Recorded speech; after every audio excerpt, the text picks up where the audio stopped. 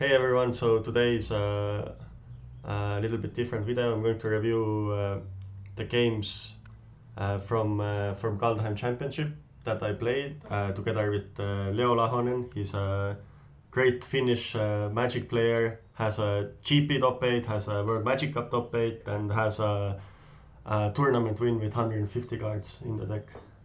What's up, Leo? Oh, yeah. Thanks for the introduction. Hey, it's nice to join you in this recording. All right. So first round I played against Cycling against a Swedish player named Löfberg, which reminds me the coffee brand we have in Estonia. Ah, we have it as well in Yeah, Finland, yes. he's Pontus Löfberg.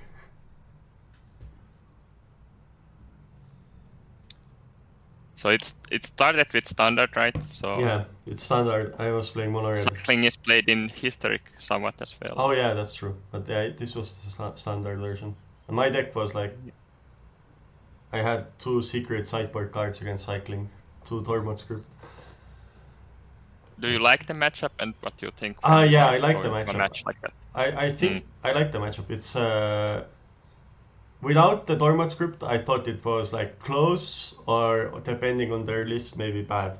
But with the Dormat script, I think it gets really good. If you ever draw one Dormat script, they can't really win because their game plan involves gaining life with multiple Zenith flares. And your game plan is basically trying to get Ember kill. You can't really win other ways. Like sometimes you can, but usually they have a lot of tokens, so they can just block your stuff. Uh, Yeah. so so like having I was like I can go back a little bit. Like I think the first hand was like very bad.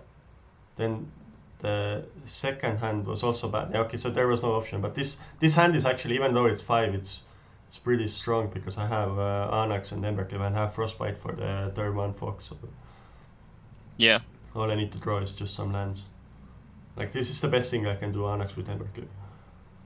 Um, I guess the video speed is pretty fine. I think we're playing in a good pace. So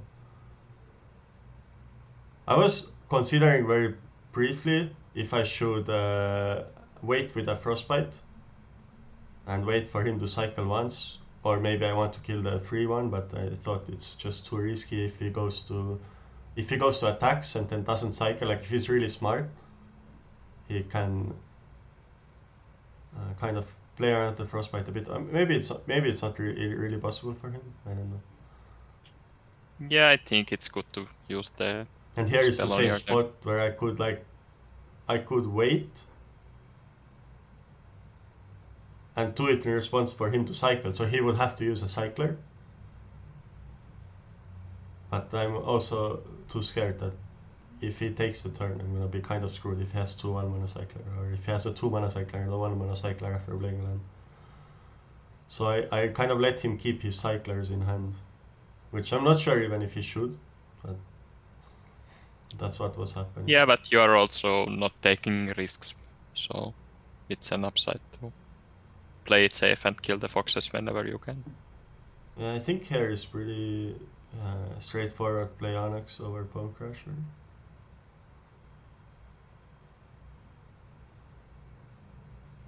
And he has the Alliance and the Cycler, so he gets 2 tokens. Like that's what I was talking about. You can't really attack through the tokens because he has like 8 of those cards, or sometimes 7 depending on the list. And now if he attacks, should I trade? Like that's another question. And I end up thinking about it, but then I say no bucks. Because at least in my head my game plan involves Anax plus Embercleave as the win condition. Yeah. And this is also another interesting. Here I can't attack with a champion because he can just double and then I trade it for a token. Yeah, you would get the token, wouldn't you? Well, I could. Yes, that's true. I would get the token. Yeah. But the first striker is kind of holding back these things. The other token can't block. It is. Then I can't block. Like I would have to block with Bone Crusher and the Rescuer, which is not very good. Um,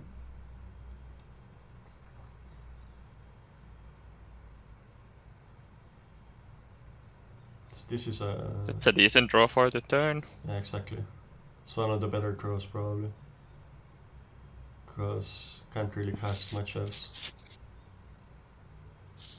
And did he have a burn instance? No, he has Zenith Flare, but it's 4 mana, so...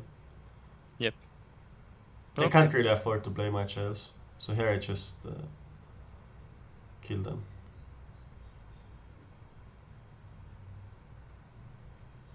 Because they didn't block everything. If they blocked more creatures, I think I don't have lethal.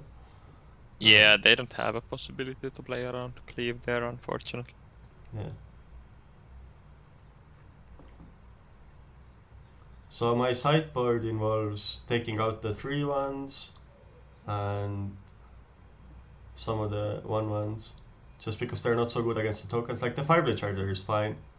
I want the Soulster because it can kill a bigger fox, and I want Tormod's Grip. How about And the Mythos? yes, the Mythos is coming in also. Mythos is like one of the reasons the Mythos is in sideboard is this matchup. And then I also want Redcap Melee because he's playing the version with 3 drops, so he has the Pyromancers for 3 mana. So they're red creatures which I can kill with the Redcap Melee. So normally, like against the Lure cycling version, Redcap Melee doesn't come in, but because he has the Pyromancers, I can take it in. It also kills like the 2 drops.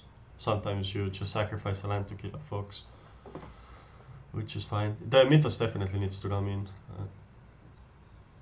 So how's Ropper in the matchup? I guess you would like to keep some 2 drops as well.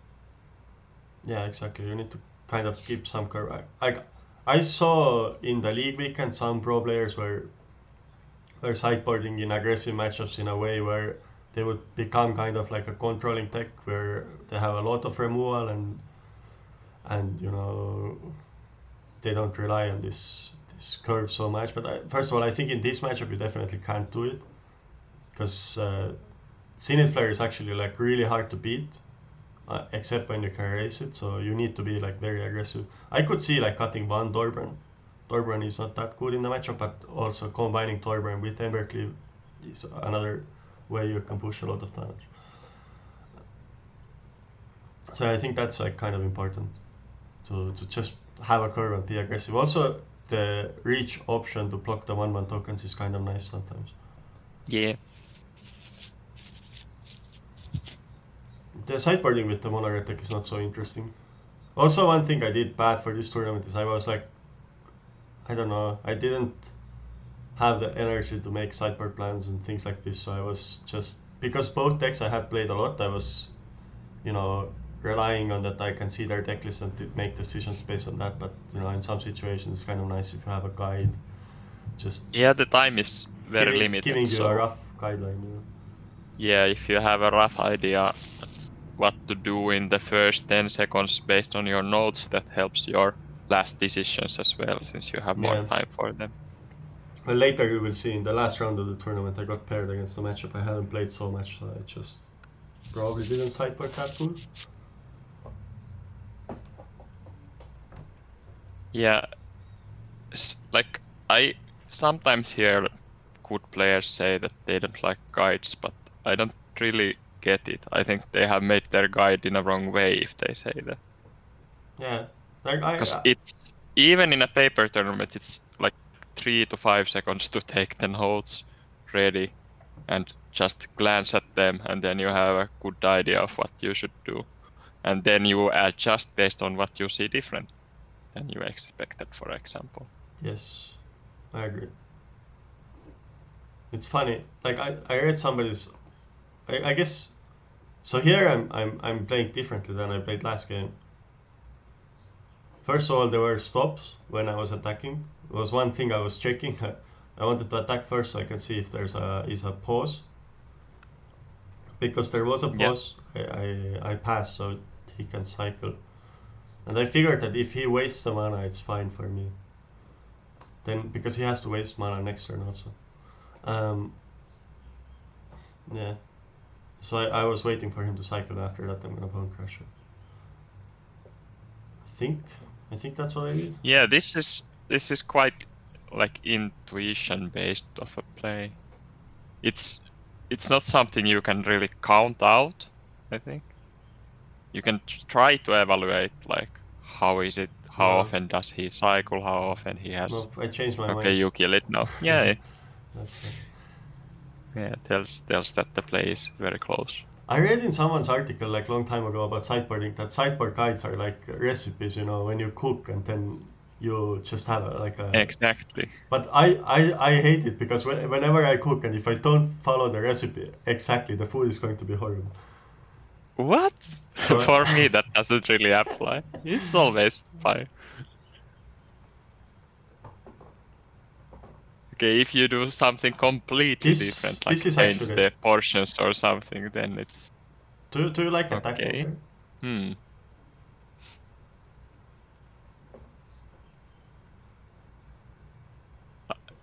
I would say that it's not correct, but maybe you have better insight. No, I also think it's wrong. I think this was a mistake I was making. I was attacking Yeah. her. Because I'm going to play Anax, but if he has a removal, I can't... because both sideboard, they have removal. If he can Yeah. build the Anax, then Even I they can't... have scorching, or which one is the removal? I think he had Do you remember? Glass Casket. Mm-hmm. Okay. So he has 3 red cat melee and 2 Glass Casket. Ah, yes. Okay. So I think this attack is bad because I'm trading one. I'm like hitting for 1, but if I go bad, then I just take 4 back, which is a lot. I need to stay out of Zenith Flare range. So that's like bad. And my kills involve usually doing a lot of damage, especially with this double Anax Embercleave hand. So why is the Haven played here over a mountain?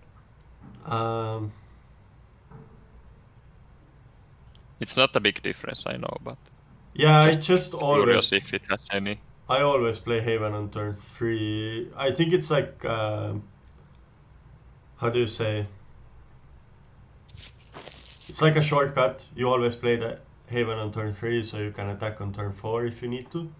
But obviously with this hand you're never gonna attack on turn 4 with the Haven, so probably you shouldn't play it, but it's also something I don't spend time thinking on. So the Haven doesn't gain haste. Do I remember it incorrectly? No, it doesn't get haste. It's a 4/3 vigilance. Only vigilance then. Okay. Alright. If it would gain haste, it would be insane. Yeah. So yeah, I mean, I think it's correct not to play the Haven here actually, but it just doesn't matter. It's like something my brain has already... If it doesn't matter, then playing the Haven might be correct, because it makes your opponent think about different things, for example. Yeah, but it also gives them information in some way. So yeah, they have the removal. It gives out information, but they might think like, okay, it's your last land, for example, which is not correct. It might also give some information that is not something that is true. This is also interesting. So now I have a lot of options. I can play Bone Crusher Frostbite, I can play Anax Frostbite, I can play Mythos, just kill these 3 creatures, and I can attack or I can stay back. I would think it starts with Frostbiting the 3/1. And then on the 3 drops, probably Anax.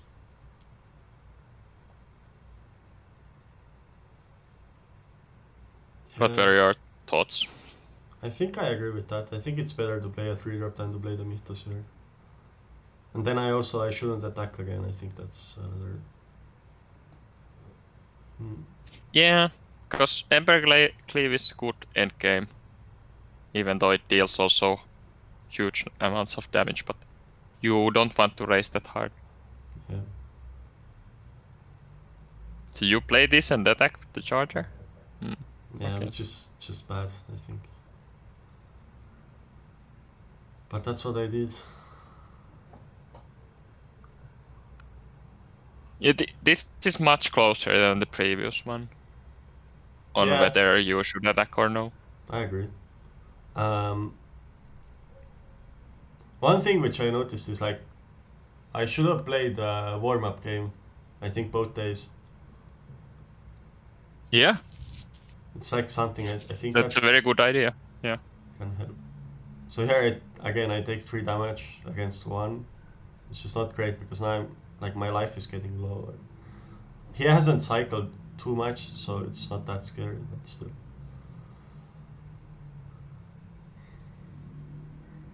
Yeah, I don't think it's uncommon for players to have that first game is a bit more clunky than the other ones. So warm-up game is very good idea. Now I finally realized that attacking is pretty bad, so I don't do that, but also playing Mythos is not necessary. I should get power on the battlefield.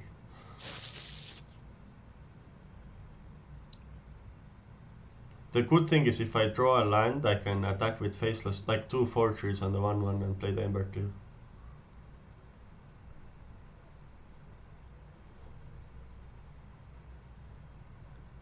Or even I can attack with everything, but I need to draw a land for that, so otherwise I don't have enough red. Yeah.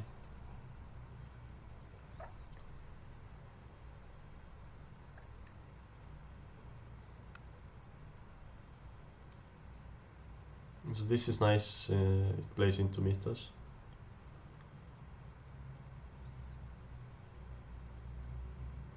And one thing I was actually thinking here is like this play can backfire if he would have the Startling development and he could make the Valiant Rescuer a 4-4. But I don't think I can do anything about it.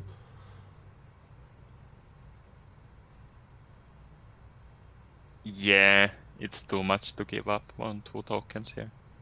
I think Mythos is pretty decent though.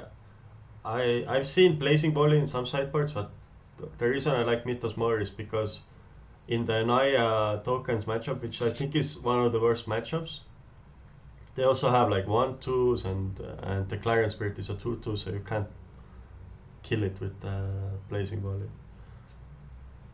And in a way, I'm lucky here because he doesn't like he's drawing all his sideboard cards, but that hinders his game plan. Obviously, Mythos like also destroyed his game plan.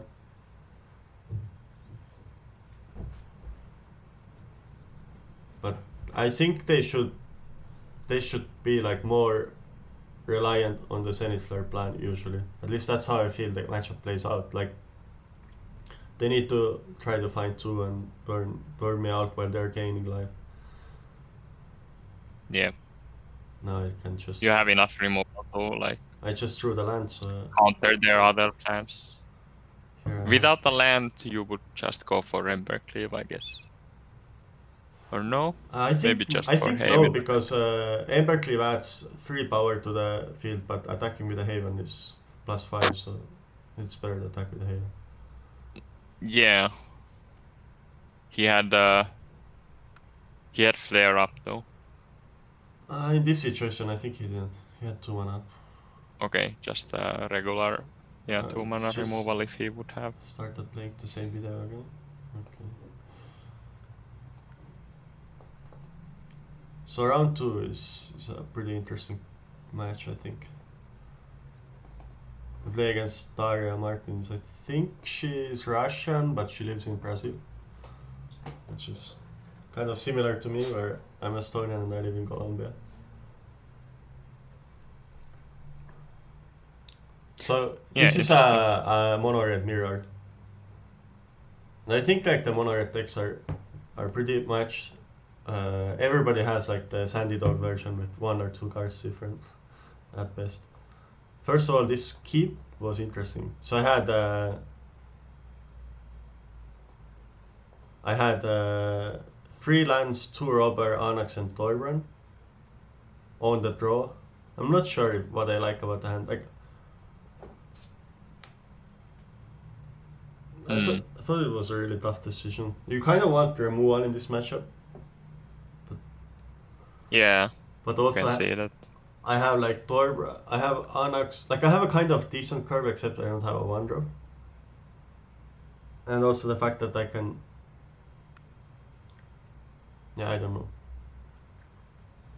Yeah, it's like you will lose to their Embercleave, good draw, but is mulliganing really gonna help enough? Yeah.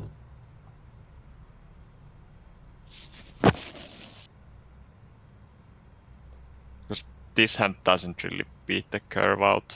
Embercleave hand.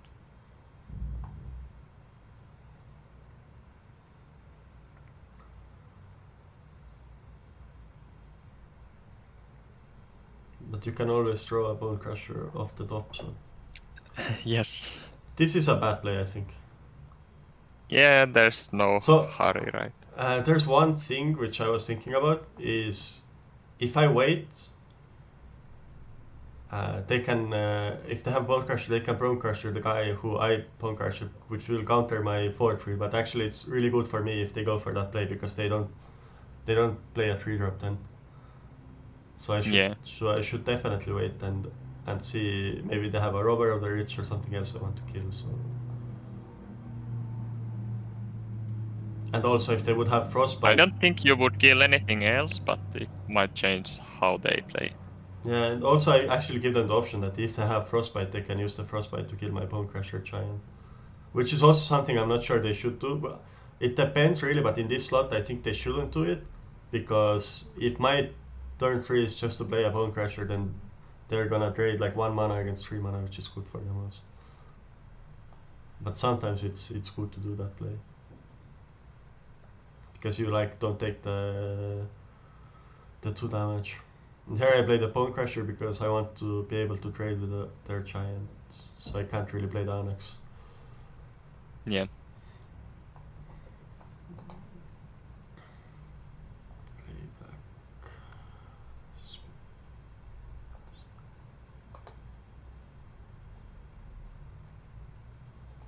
Okay, a little speed up. So they have the removal. I take 5. Now I get lucky and they draw another removal spell, which makes the turn pretty easy.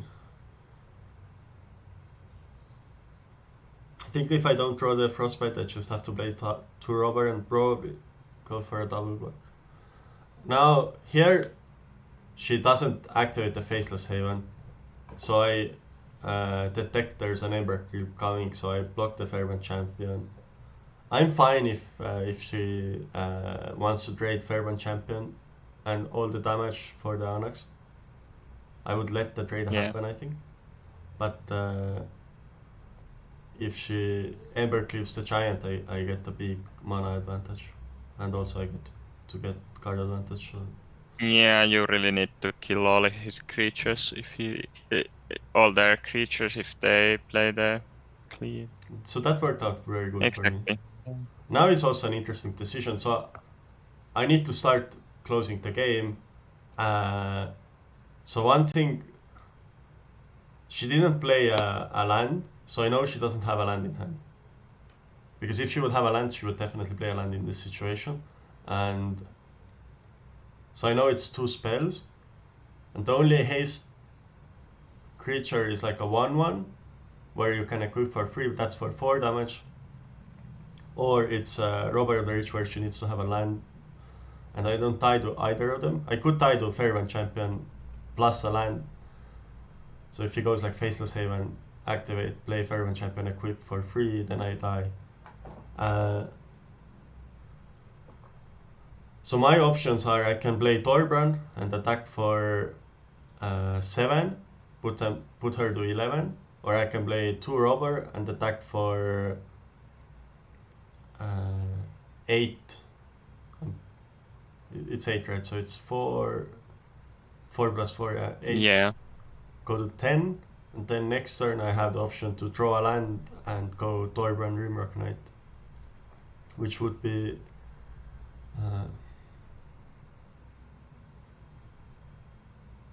yeah, I would have to connect with 2 creatures to have lethal, I think. So is there a possibility where you need to Leave 1 creature back? No, yeah, because for me the difference between Thorbrand and the other play is only 1 damage, but the gain is that you have more flexibility for the next turn. But I don't like staying back in this situation. I don't see like how I can lose really. Yeah, but playing Torbran doesn't mean staying back. Right.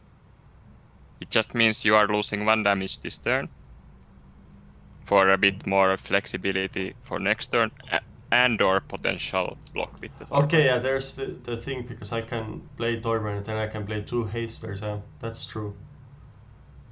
Yeah. Yeah, maybe playing Torbran is better then.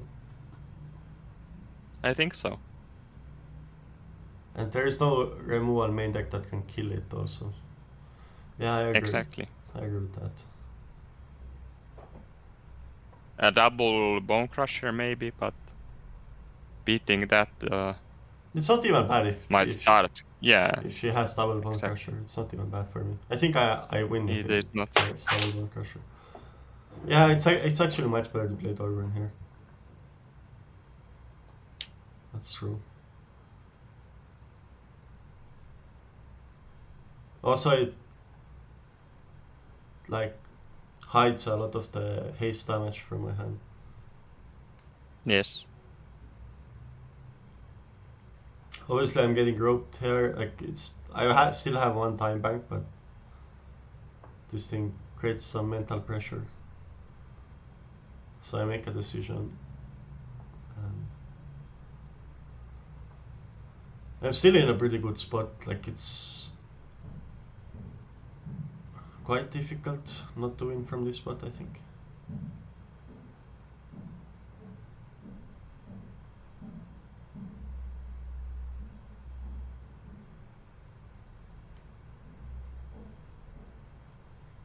Now I see the Rimrock Knight, which can't block, which is just perfect for me. Actually, she's just stayed on board, so I don't want to show anything in my hand, so she wouldn't understand something from my gameplay or whatever. So I just take the on board. Also, I was actually thinking that like fair enough. This can make some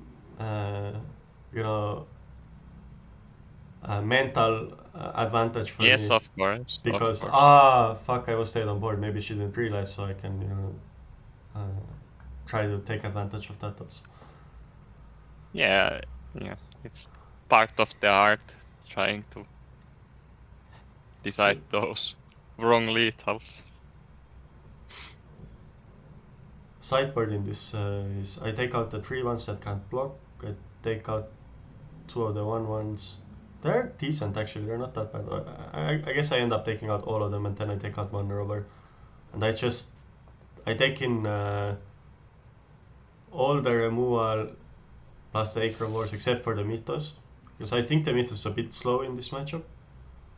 And then I take in an Onyx, or the Ox. I mean, I take in an Ox, because you have so much removal. Then you want to just trade 1 for 1 a lot, and then you get cards, and then you can keep trading 1 for 1. And I also got 1 Embercleave because of that. Just and how come you want the robber? I think robber is better than the Rimrock. Yeah, I could see having the Fireblade Charger over the robber, but the robber also is a card they have to deal with. It's definitely worse on the draw, but sometimes you mulligan and it's still fine. And you don't bring in Mythos. You think I should bring in Mythos? Maybe. Maybe. Like trading for Anax and then getting rid of the tokens with something else. Yeah, I think it's decent. Also kills Torrent. That's true. You have... Like, I have 4 answers for Dorbran already, I think. And plus the 2 Acre War. Yeah, not sure. The robber just doesn't look very good on the draw. Yeah, it's true. I'm not sure if it's good on the play, probably is. It's kind of awkward because it curves into Bone Crusher chant, but also I don't like playing decks like this without having a curve, so... Yeah, I think the 1-drop is a solution for the curve part. Yeah, the 1-drop... on the draw. I have on issue... the play, the 1-drop I don't like that much, yes. I have issue with the 1-drops is also, like, there are... very often there are cards that don't do anything. Like I've played games where I just don't care about the 1-drop. I don't kill it. I don't do anything about it, and it just doesn't do anything on the field. Dropper is quite similar on the draw, I feel. Maybe it blocks a bit better, not really, right? Yeah. So Only thing Dropper does better is attack, but on the draw, do you want to play that game? she hit one of my red cap melees of the overalls. Yeah. So any more rogues that would... Was it so that attacking with the rogue is enough? Yeah. So if you attack Yeah, with okay. Faceless Haven, you get the card. Yeah. Which is pretty nice.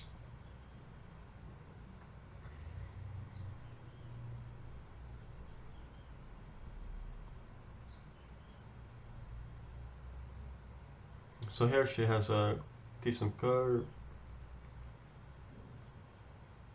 And I'm flooding. So this is interesting.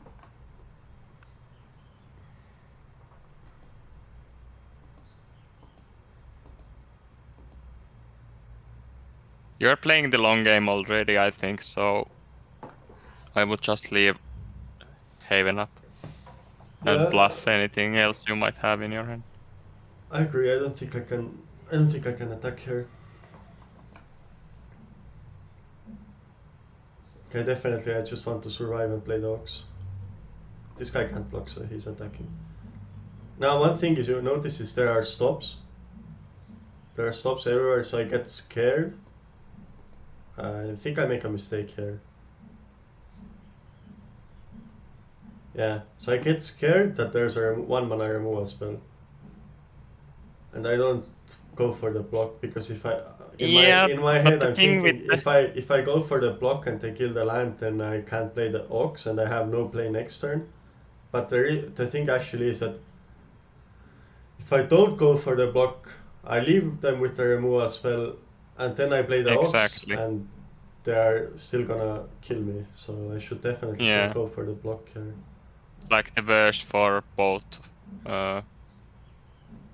lines of play Yeah. to not block.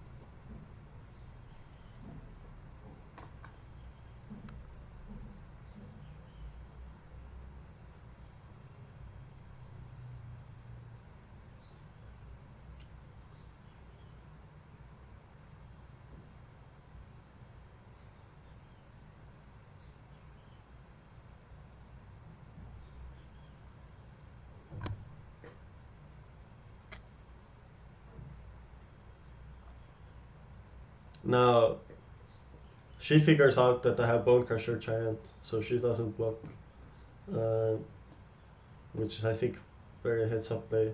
Like the one life just doesn't matter. She's on 18, and now my options are to play the Ox or do Bone Crusher, the Fairwind champion, and play a 4/3.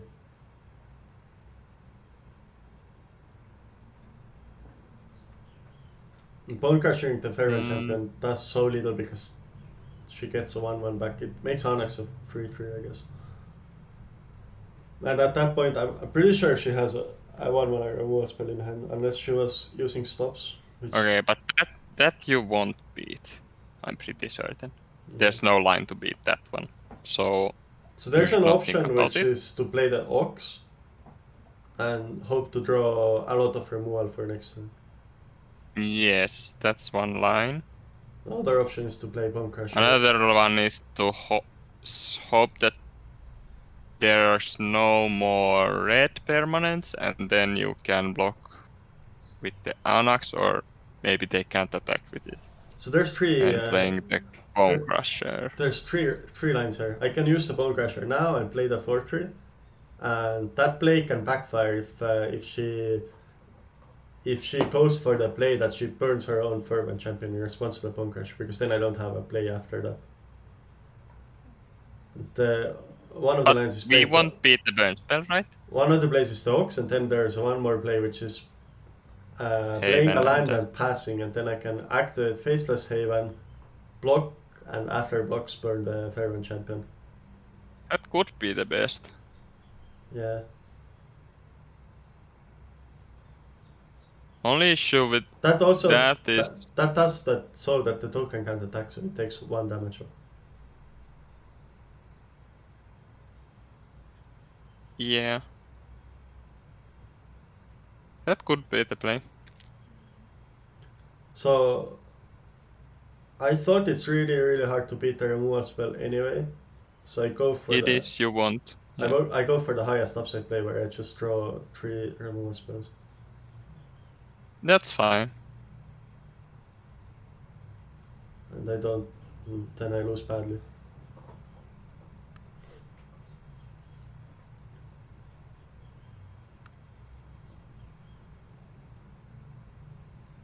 Well, there was nothing to do with. Yeah. Okay. Okay. Like that was just unbeatable anyway, but that was on the top of the deck, Yes. I think so.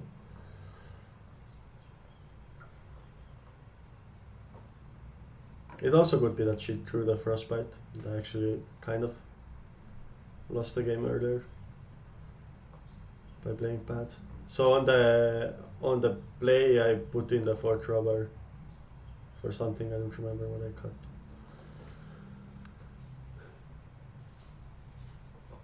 This game is actually pretty interesting. I think she plays the end game very well.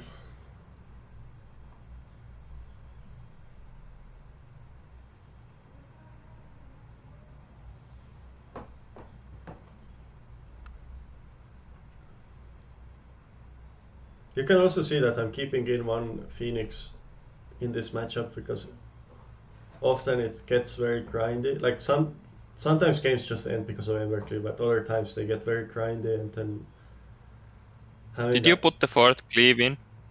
I think I didn't. Like the problem with cleave is if every creature gets killed, then you can't cleave. Yeah, I understand, but There's so much also. removal. So this hand is interesting. It has removal and it has 1 draft. But wouldn't you cut the removal spell for Embercleave?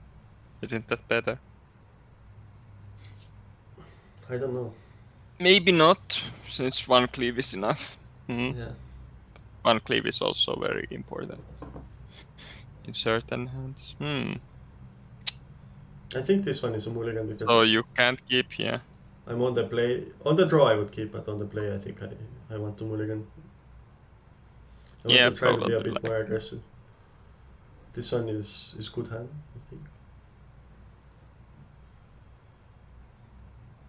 Also, she made a mulligan, so I bottom the 3-drop removal because I have 3 2-drop removals.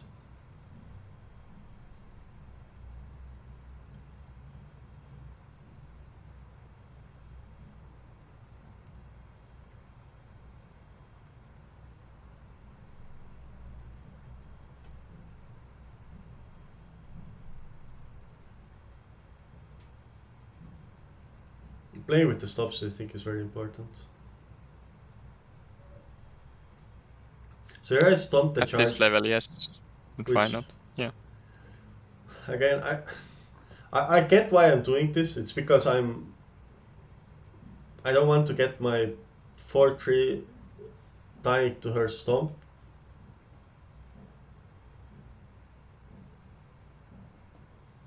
But this is also bad if there's like a 2-drop coming in. The 1/1 doesn't really do anything. Like I could take 9 attacks from it. It wouldn't matter. Obviously, it ends up I it's don't think it's that bad if there's a tool. Then you just bone crusher it as well. yeah, but if it's a robber, she could have got 1 card off the robber, which could be helpful like later in the game.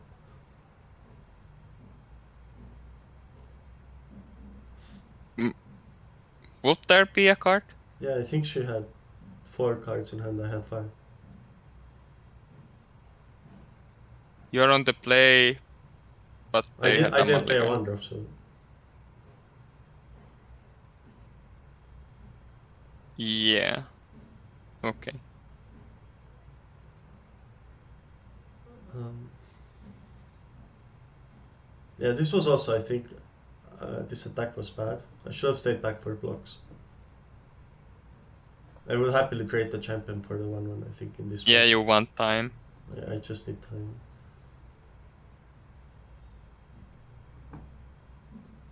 I can't frostbite because it deals 2 damage. So I have to take the turn. Luckily I draw the land.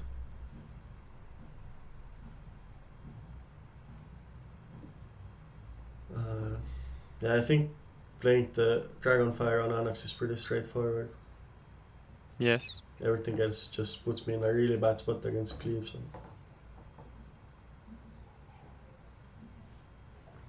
Now I figure out that attacking is bad, so I don't attack.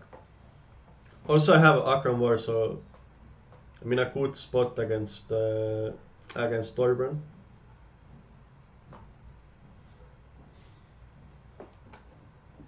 So this is actually like one of the things I was talking about before. Here I want to do it because it takes away a play from next turn from her. It uses my mana and I'm going to be taxed on mana because of these 3 drops I want to play like next 3 turns. So I think here it makes sense to basically kill the 4/3 that's not cast yet. Yes.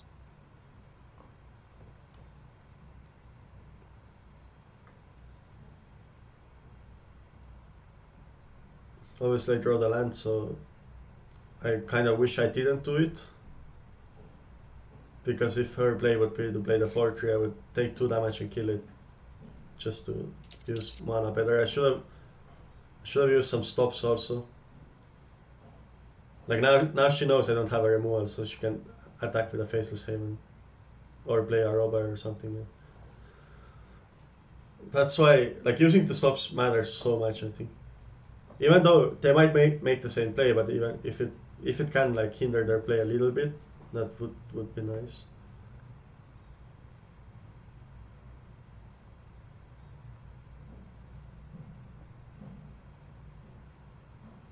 So now I start thinking what they can have. She didn't play a land, where I feel like you almost always want to make your land drops for the Faceless Haven. But of course it's the last card, so it doesn't matter that much. I think this is a pretty tricky spot. So I can play a I creature. think Akron War might be the play here. Yeah, Takes away the robber card. And you might get one yourself even. yeah, it takes away the robber card only if she can't play both of her cards. So you take it, then next turn everything is to attack. And then the tapped creatures would be dealt damage. So I figured out maybe not then. Yeah. In the game I figured out that I want to play the Akron War because if I draw land, then my next turn is going to be so much better if I can make 2 or 3 drops. Yeah. And also drawing a 2-drop would work better with the 3 drops. So there's like so many draws that make my next turn much better if I play Akram or this turn. That's true. Yeah. But the thing is, I end up stealing the robber, which I think is a mistake. I should. Yeah, because it won't die then. Yeah, exactly. It won't die to the Akram War, so I should actually play the Akram War and steal the Fireblade Charger. But it's not that straightforward, right? Because they will get a card out of the robber this way. That's true. I think there's like 40% chance that it's a land. And also she has to play out her hand. Yeah. But the Haven is ready to rogue it up later on. Yeah. The Haven can only play cheap cards. But tricky. Obviously, the robber can play a 4 or 5 drop, so it's a tough spot. I feel it's better to take the Charger, probably, just for the card advantage. I would still defend this play. I would like this play still. Yeah. The other thing is like, okay, the robber. If I take the Charger and she attacks with Faceless Haven and robber, she can play a 2-drop or 1-drop off the top of my deck. A lot of the 1-drops are not even castable in this turn. Obviously, they're gonna be much better next turn because of the Faceless Haven. But like the removal spells Frostbite, Red Cap Melee, etc. Or she can hit a 2-drop, but even she might hit like a 3, 4, or 5, or like Ember Clip, which she can't cast this game, so they are also blank. So I think there's like at least 50% in my deck that are blanks. And I'm not even sure how bad it is if she hits like a 2-drop creature, like a robber or something, or the 1-drop creature, like because they are going to die to the Akram War if they get cast this turn.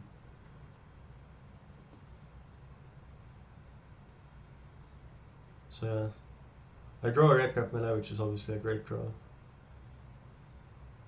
And I think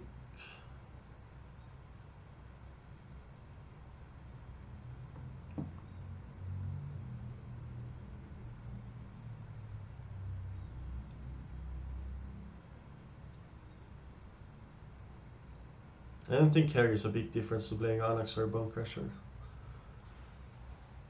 I like Anax more, yes.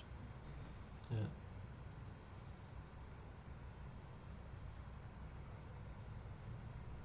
Obviously, she can't attack with Faceless Haven now.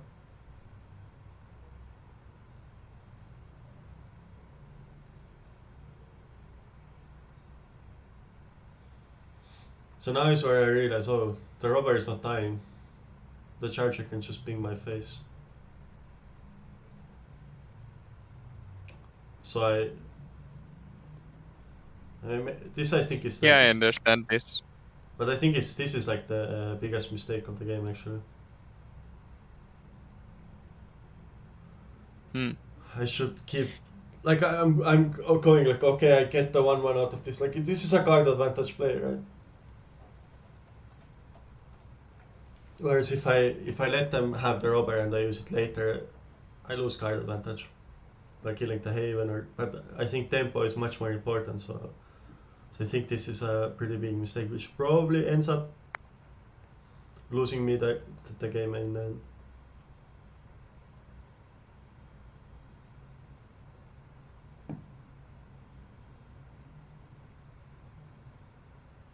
Yeah, I can see that it's too hasty to do it here. Yeah. At least I should have thought about it more. Like I just kind of did it fast.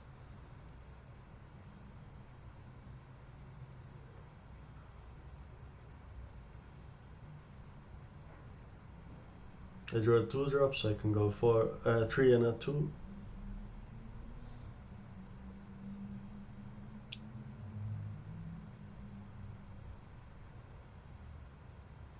I play them pre-combat, so Onyx would get the extra power. Yeah, also, yeah. I can't attack with the robber though, because the Haven. Of course, yeah.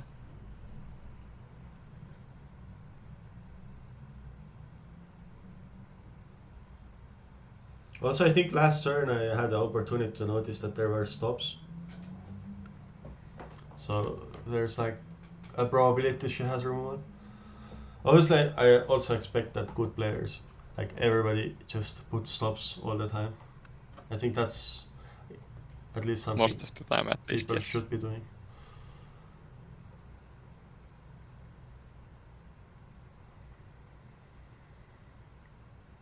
So that's kind of interesting.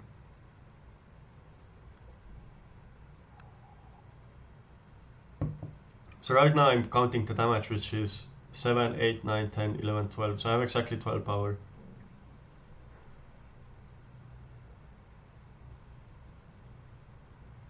So I'm thinking, okay, if she attacks, I probably shouldn't block. There's no 3 burn spell, so... You don't block? Because I have exactly 12 on the field. So if I block, I have 11. But they would never make the play if they didn't have an instant here. Or a creature. I agree with that also. But I figured if they have a creature, they are... Like... I kind of have this block next turn also, if they have a creature here. That's true, yeah. So is there anything that's bad for making you go to 3? Phoenix? But you have proper possibility for that. I have reach for the Phoenix. Yeah, it's probably no blocks. So now if I draw a 1 or 2 mana removal for the creature, I win. The one problem is that You don't have enough red. Oh, I, you have, yes, because you can tap the Haven. Okay. also like I'm not that scared of taking damage from the Haven because she can never Haven Embercleave me.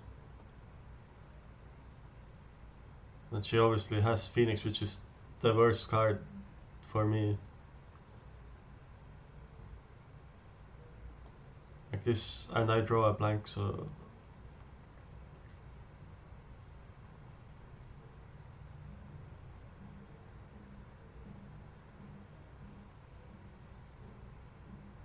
now I can't go for the win because I just die.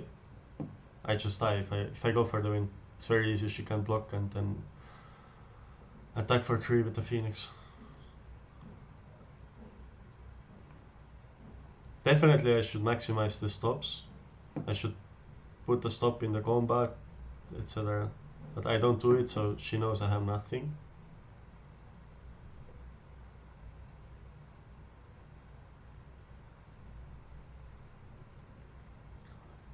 I need to leave 2 blockers for the 4 creatures. So this would be fine for me if she blocks like that. If she blocks like this, it's fine because she can't have both Phoenix back and activate the Haven, so I would actually have lethal next Yeah. turn. Against this play I have lethal next turn, but obviously she thinks it through and then makes the correct play to block the token instead, which gives her much more outs to win next turn. Like also, at that point she has to draw Embercleave or a removal spell for the robber and she can win. And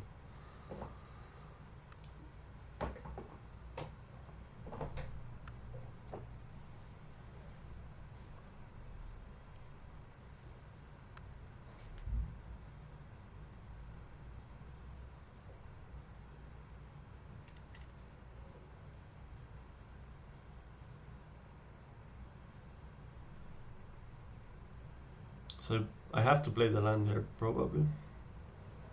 That option to attack with, I guess I don't, so I don't know. But yeah, she draws Against the robber, it's better to play it. Maybe. she draws Embercleave, so nothing I can do at this point. But I think I had like the one turn where I used the red cap melee that probably cost me the game.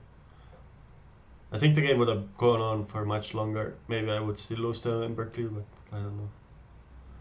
It's hard to say. And then jump blocking that one turn also, but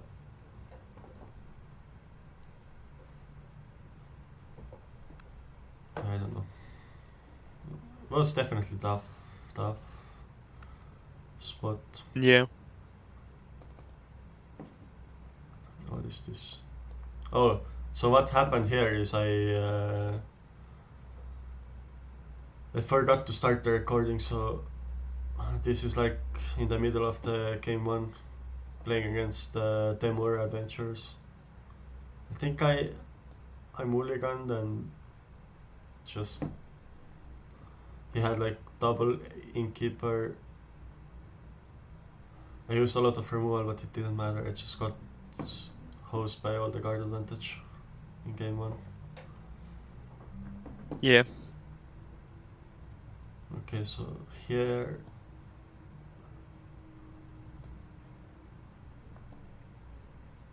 so I'm thinking how I can win. Don't really think I can. Attacking with Haven definitely doesn't win. Yep.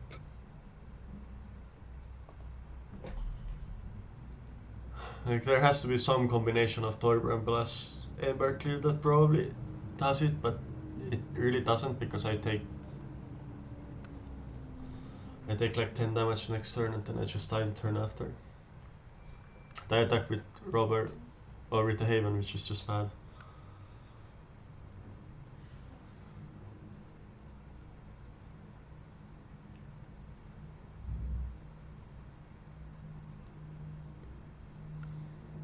They know their upper cards, is it so? Yeah. So you couldn't have an instant from their deck. They knew the 2 dragons.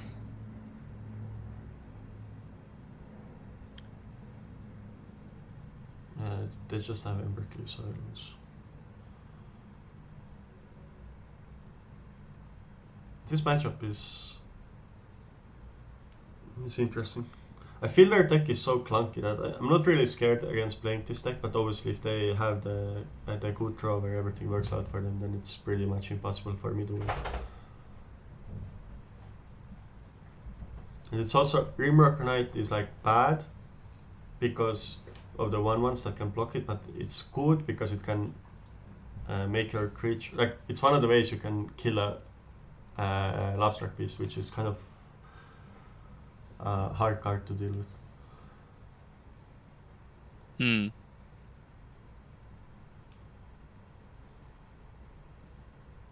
And Redcap melee is interesting. I didn't have. I don't always take it in because I saw players are sideboarding out the dragons. But sometimes you see the dragons in post-board games, then that might change your mind. I saw like I think on I saw on stream that like somebody from the Pantheon had like 2 dragons after sideboard. So that's also something I'm aware later in the tournament.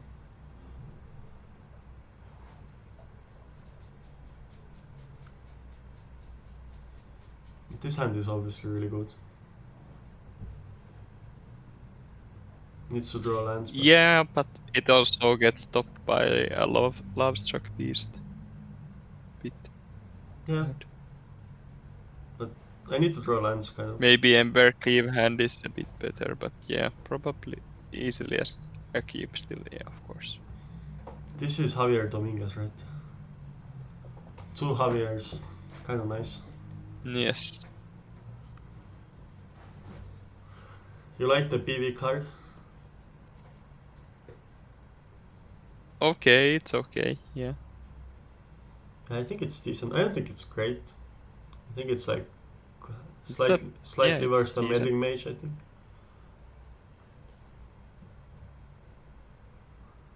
Not really. Yeah, very different though. It will see play for sure. That's for sure.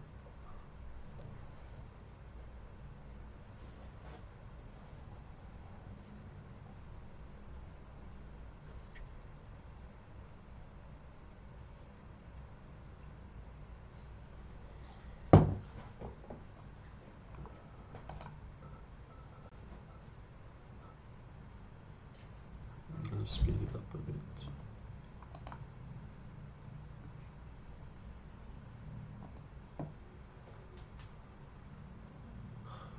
So I played a 3/1 here because I didn't draw a land, so I couldn't play 2 1-drops. And probably I would still play the 3/1 even if I drew a land. Just because it attacks for 4 or 5 with I guess 4 this situation. Now I make a really stupid play. I don't know what I was thinking here. So I'm a bit tilted. Yeah, I think you need to play more 1-drops. I think I got like in the last game I got stuck on 3 lands, so I had like a pretty good curve, but then I couldn't play the Torbjorn, and that ended up losing me the game. And then in this game I get mana screwed again, and I'm like a bit tilted. I'm not thinking straight. I stomped the 1/1 instead of the Innkeeper, which doesn't make any sense. Oh, okay. It's like I just give them the option. Yes. And like luckily they block, but this play didn't make any sense at all. I should always kill the Yeah, I also would like to see you play the champion and the frostbite here, I think. I can't because I don't have double red. Oh, okay, my bad. But yeah, that I was like, if I kill that thing, then I can push some damage through, and they're not gonna block. But it's like so stupid, like to think in this way, you know. Yeah. Like I think it would actually be good for me if they don't block there. So in a way, I give them an option to make a mistake, but also I give them an option that if they want, they can draw a card, which is just so random. Yeah, I think they could easily not block. Yeah. Yeah.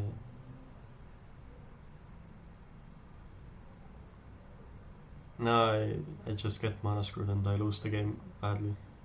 For some reason, it goes on for another 3 minutes. Because I don't concede, probably is the reason.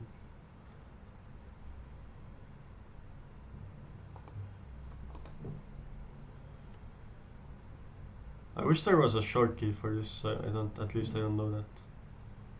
A short key. Probably there is. Oh, so they're also kind of mana screwed, but they could have just played another 5/5 also. Instead, they made a token and suspended the card. Which makes sense. They can start attacking with a 5/5 if they want.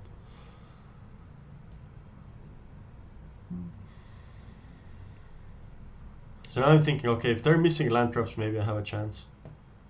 But obviously I don't draw any lands, so I won't have a chance.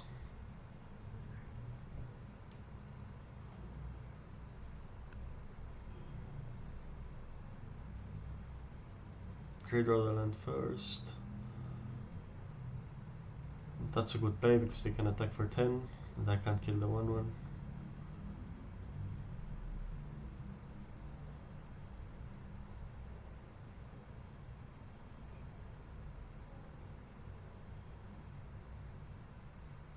So now I'm in such a bad spot that I just go for the maximum upside play, which is to hit for 6 and kill the 1/1.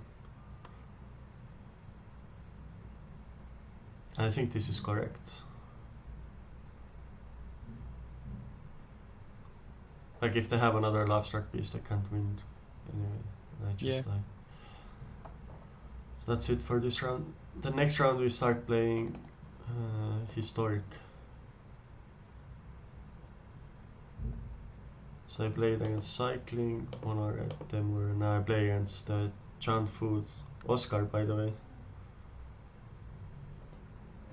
Okay.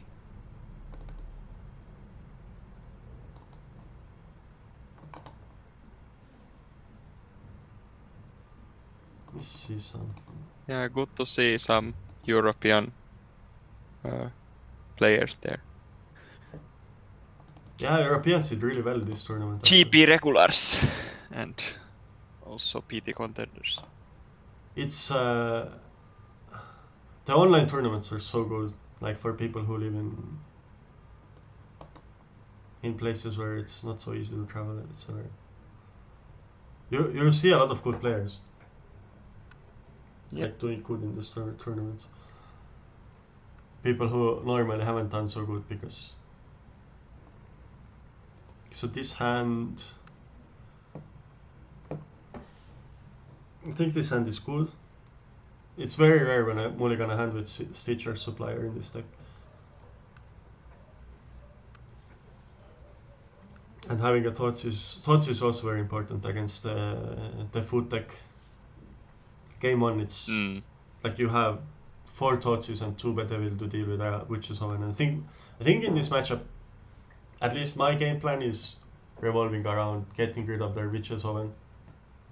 I think it's the hardest card to beat. Like if they have Cat Oven, they can just jump block your big creatures and they can gain card advantage with Trail and they can like slowly kill you. That's usually how the games play out. So I'm concentrating very heavily on killing the Witch's Oven, which makes me play Thoughtseize turn 1.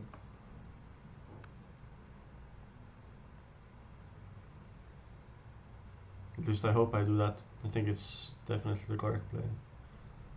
So now I see the hand, I can take the over. I could... I mean, I don't think I can take anything but the oven here.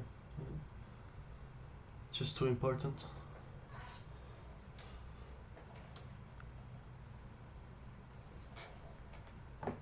I can win games against Trail of Crumbs, I think. I can just outgrind them. So when I get rid of the oven, then now my game plan is like I need to find answers for Corvold, which is the other scary card. So like sometimes you can answer the Corvold by playing a lot of Croxas, just discarding their hand, and other times you just need to find their remove as well for it. So now I can play Croxa. They have to discard. Oscar has to discard 2 cards, and then if I draw a red source, I can play Croxa. I think I have exactly 6 cards in graveyard now.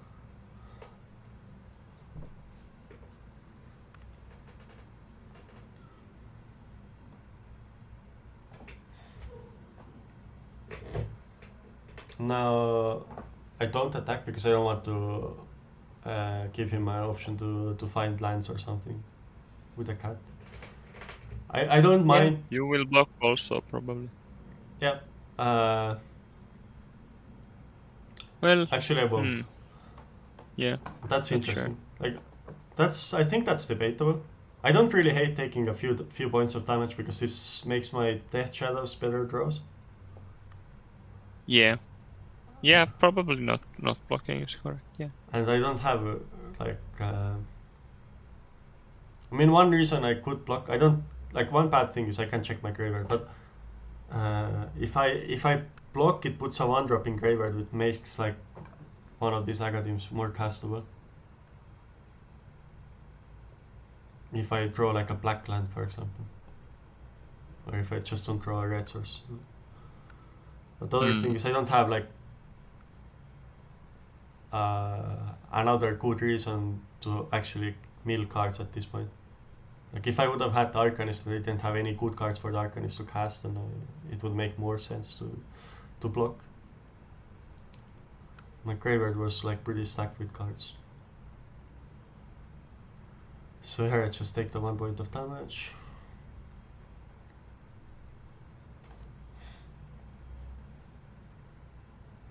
Another reason for blocking is that he can like use the trail anyway, but this uses up 2 mana.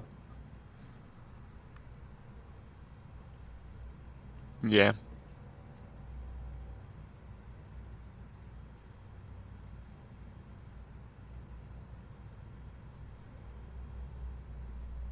So I was setting like an end step stop so I could bluff Village Rites. Now I'm setting stops to bluff Village Rites. Or I don't think I have another 1 mana removal that's instant speed because the Fatal Push is already in graveyard.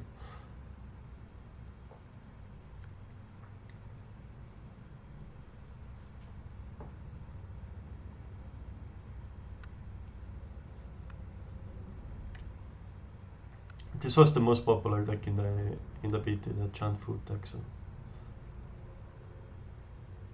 really, I'm not sure about the matchup. I don't think this matchup is that bad.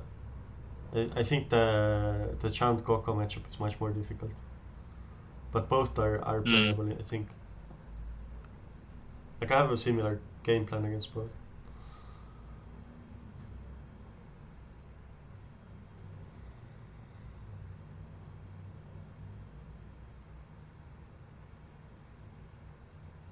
Now I want to play the Supplier because I need to find an answer for the Mayhem Devil. So I think there's no removal spell that can kill it in graveyard at the moment. I didn't mill anything that can kill the devil, so I just go for the... Oh, I go for Thoughts, is interesting. Because I'm scared of Corvold. That's the thing I'm most scared of. Okay.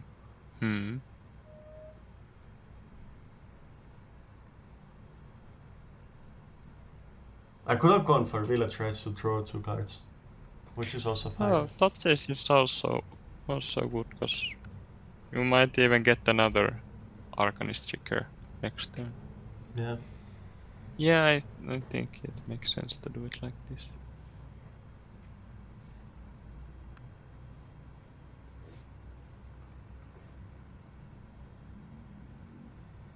Also, it was interesting that he was thinking about blocking. Yeah. I think it's good not to block. Like, just if he draws a Witch's Omen, it's much better for him.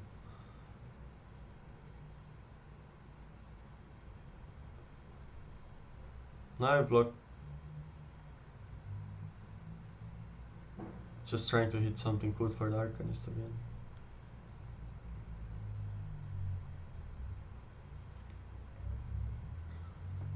I draw the red land, which is obviously great.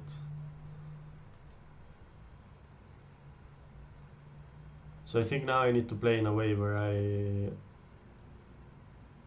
don't die to a claim,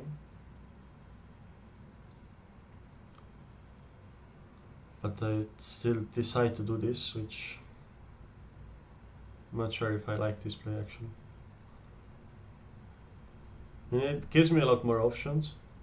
I guess I would be dead to claim anyway because of Arcanist, so. No, I wouldn't be dead. Huh.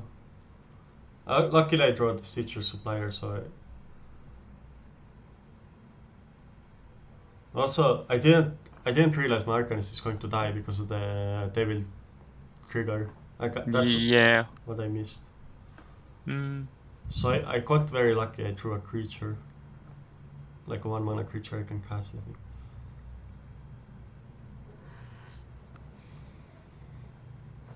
Definitely You need to probably should go for ending the game with the Croxa here. Yeah, Right? I think so. I need to be fast. I need to end the game before he draws like claim the firstborn or a Corval.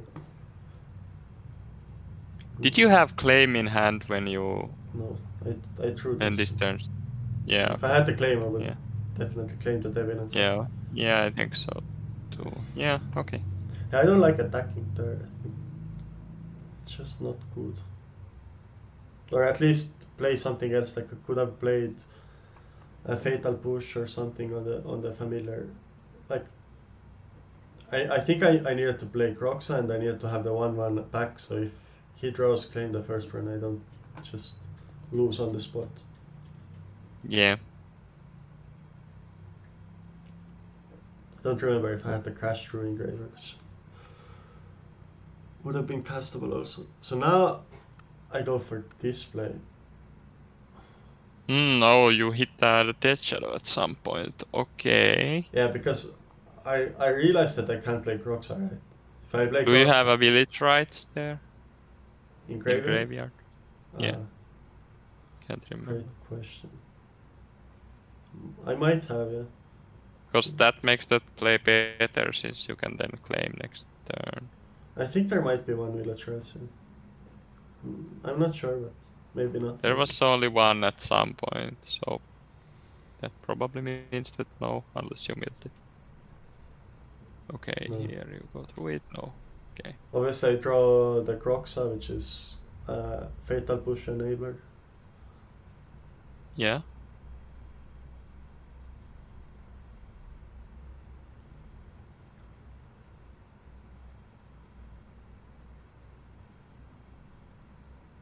So I don't want to play the 1-drop before, so it wouldn't die. And he doesn't want to ping me because the Death Shadow would get bigger, which makes sense. Now I hit the Village Rights, so I can go for this play. Yeah. Instead of the Fatal Push.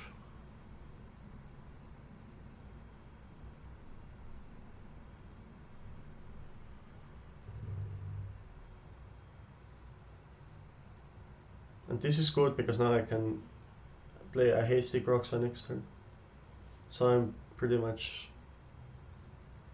Like now I'm even beating a Corvold because he has to jump block with it. Yeah. He draws trail and then misses a punch. I think that's what's gonna happen.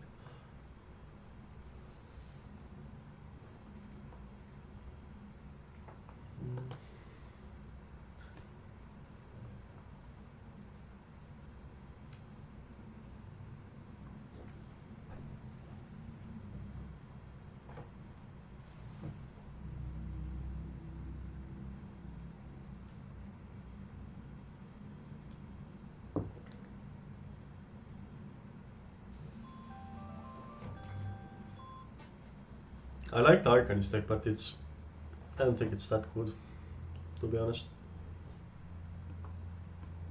I definitely got punished for not having a team. There were like the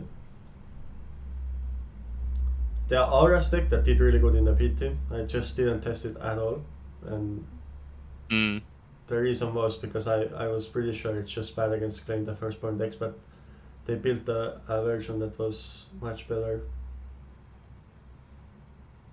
so it ended up doing good.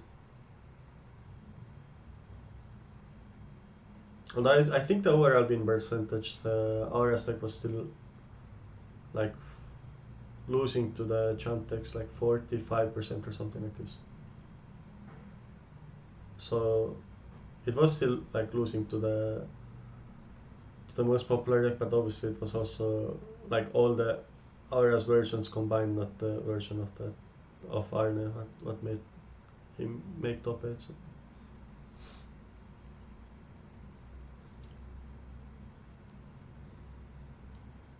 And one of the like I chose the Arcanist deck mostly because it was the deck I knew the best. So I worked the most on this, which was a little bit stupid because I knew like even when I started it was very obvious that Chant is going to be the most popular deck. And maybe I should have worked more on Chant, but I liked the Chant version with Collector Company. I didn't like the food versions. I didn't think they were that good. Like I thought they're like getting a lot against control decks and in the mirror, but they're giving up like so much against everything else in the meta. So, and I didn't want to play the Collector Company Chant version because I thought the food version is going to be the most popular decks. So here, like my sideboard involves, I have the 1-mana removal, Liliana's Defeat, which can kill Corval, and then I have 3 Abrade. That's the 4 cards are sideboard. And depending on their deck list, that's what I take out. Usually I take out a couple of the graveyard cards like Arcanist and claim the firstborn, just to make it so that I'm not that weak against like Scavenging Goose or something like this. But sometimes they don't have any graveyard hate. For example, I chose to have no graveyard hate in this tournament because I figured the graveyard decks are just going to be very, very rare. Like ended up being like 5%, I think, where you would want a graveyard hate card. That's like similar with the Chant decks also. They have quite few graveyard hate cards.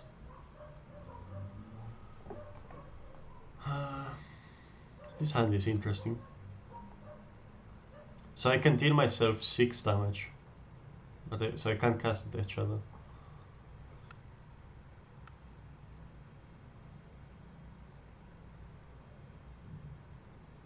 I can take Glorious turn 3, and any Shockland lets me play Death Shadow.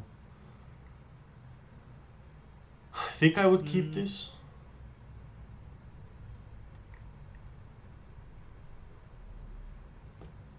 Let me see. Tough one. Yeah. Stuff. So Oscar has 4 Thoughtseize in sideboard. I don't know if Which are coming in? Yeah, I don't know about that. I don't know if they're coming or not. Maybe. The two fatal pushes probably are. The And fatal push Clothes. is really good. Glottis is really good. So his sideboard had 2 Glottis. That's why I took out like 3 graveyard hate cards. So Yeah. I thought I just don't want to be in a situation where I have claim in hand and I can't use it. So yeah, the Thoughtseize is coming in. I don't know about if I would know the Thoughtseize is coming in, I definitely would keep. I think there's not much reason to mulligan against Thoughtseize decks. The hand is not that good, but it has play. I think. I think I like keeping. One of the reasons I like keeping is also I have Thoughtseize, which is like a good card against him. Being on the play is or on the draw is obviously bad, because on the play, like turn 1 you can take the witches off and you can't on the draw. So I end up keeping. He plays the turn 1/1, which is bad for me. I draw a shock, which lets me play Death Shadow, which is nice. Thoughtseize also answers Glottis, which is nice to be aware of. So you get to do this thing. Also, it's not so bad that my hand is like kind of slow.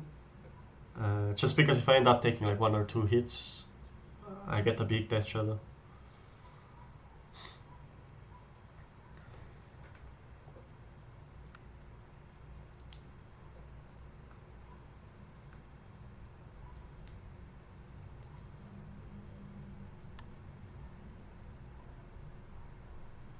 So he plays Woe Strider. This means I can't play Death Shadow as a 1/1 anymore.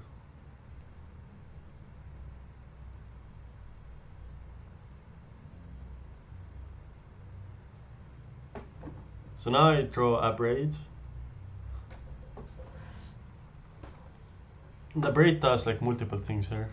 It can kill the Woe Strider, it can kill the Devil after it's cast, or it can kill the Witch's Own.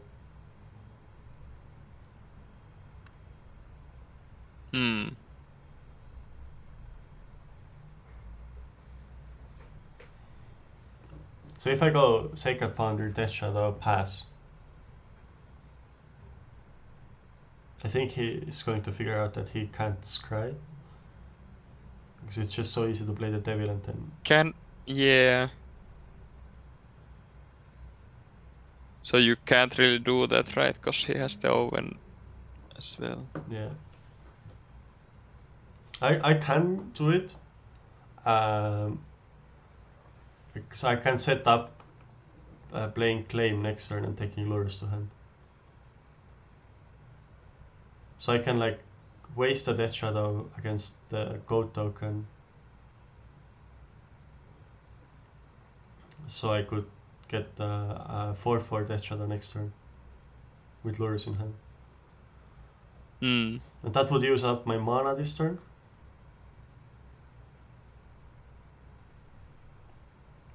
But I can also just play Death Shadow and Lures next turn, which I think is the better line.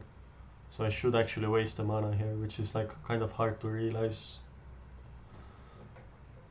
I think.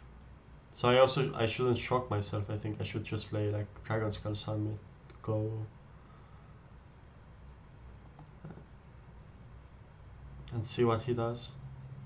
But I end up playing the Death Shadow, which I think is a mistake. I like killing the Oven though. I think I can beat the creatures, but I can't beat a Cat Oven thing going off. Like I don't have enough answers in my deck that I can hope to draw to leave the Oven around, I think. Obviously I can hope that he never draws a cat. That's like one thing I can hope. But I think playing this Death Shadow here is actually just bad. Probably ends up losing me the game eventually. Spoiler alert. And maybe you are not that favored, but so this doesn't help you most likely. Yeah. I just waste like 1 Death Shadow because I could play it as a 4/4 or something, or 3/3 next turn, and then I would have the Claim in hand, which would be more useful later. Mm.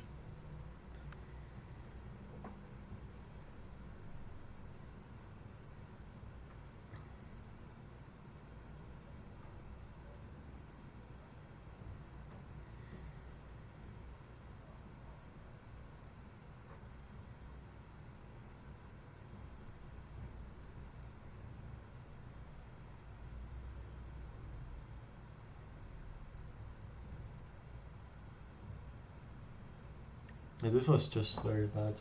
I don't know why I played the Death Shadow. Obviously, I was like kind of low on time, so it influences the play. These are like the small things that really matter with this deck. He cried on top, which was very scary. I thought there was a core roll coming next turn, for sure. But it could also be a cat, which he would keep. I still like killing the Oven, I think.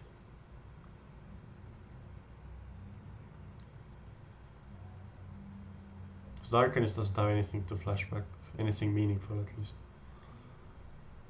So I just make the obvious Death Shadow plus Lurus play.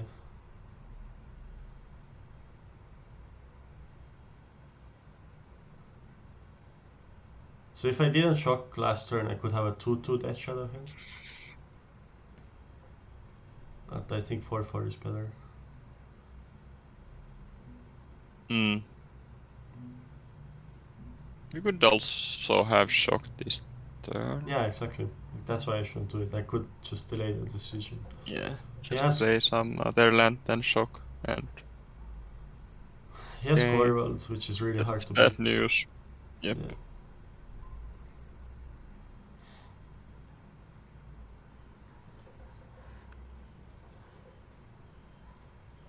One thing I noticed playing this deck, which a lot of players they don't respect Death Shadow enough. Like I think in this matchup, like kind of this chipping in damage matters. This although this attack is like, I think it's a mistake because it just creates the devil for 3 damage. Obviously, this is not something you realize straight away that the Death Shadow is going to stay alive.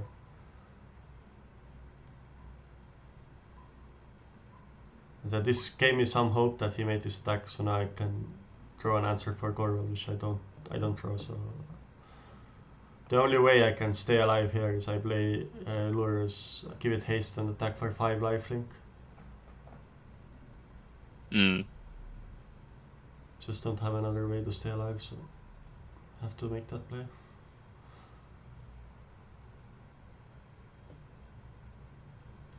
Then I have the hope that I don't die and... Oh, why am I attacking with Death Shadow? Oh, I see. So my thinking here is that I can stay back and block for this damage, but then I'm probably not winning the game anyway. So I'm trying to like win next turn, maybe withdrawing a claim the first burn or something like this. Obviously, this gives him. Could be, yeah. This gives him more. Multiple odds to kill you. Yeah. Yeah, he has this thing which now kills me, which otherwise I could have stayed alive. But obviously, he's also drawing, million cards, so I don't think I would win other way anyway. Yeah. Yeah, like this was just not beatable. I don't think so.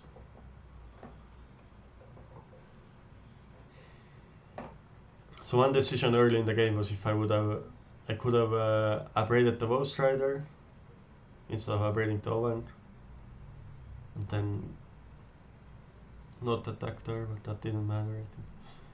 And then the Death Shadow play was also something I could have done differently.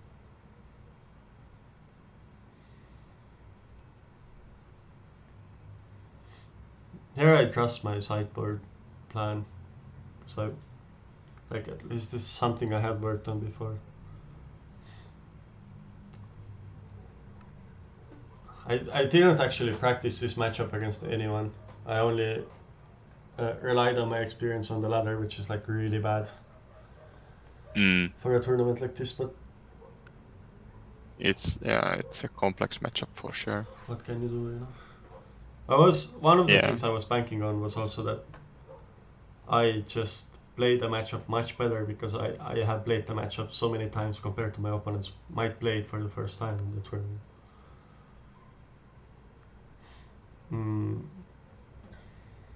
I think this is a key. Supplier is just really good. I have a Crocs also.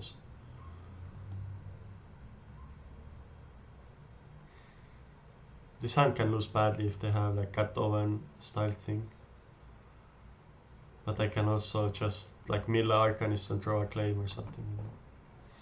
It's gonna be completely fine for me.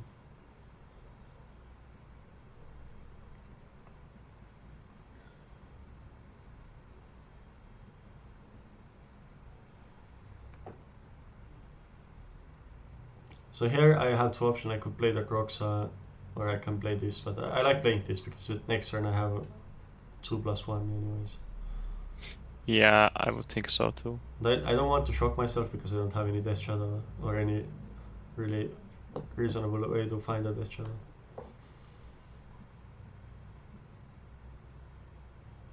And if you saw, I have like the Scourge in sideboard. I don't like the Scourge in this matchup because there's so much life gain on his side. So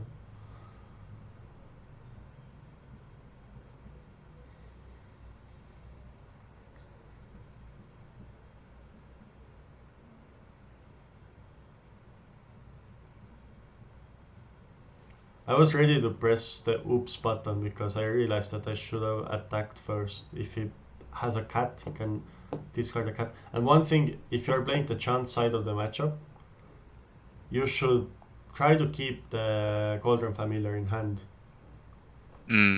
So you can discard it to Broxah whenever possible. Because that's like the one way you can actually get me. But I don't think it's so easy to figure out when you don't play the matchup a lot.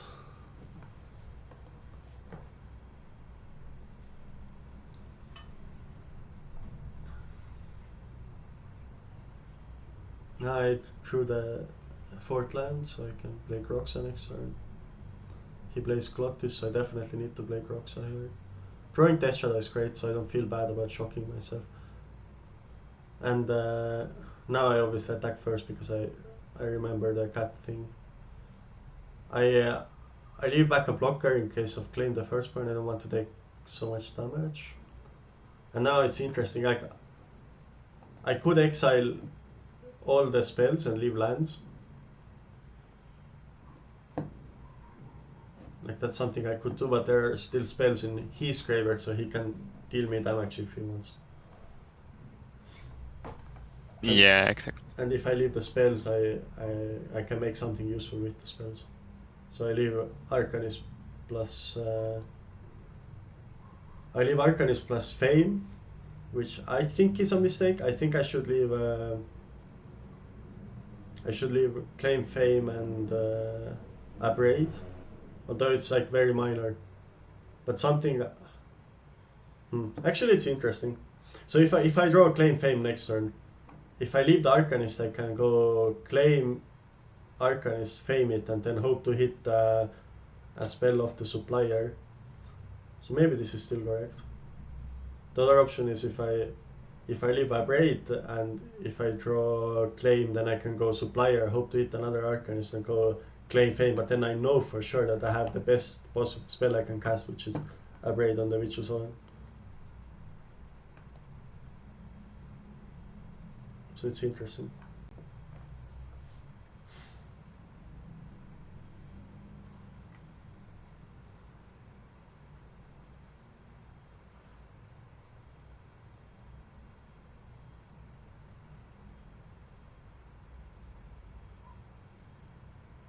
He discards a pretty good card.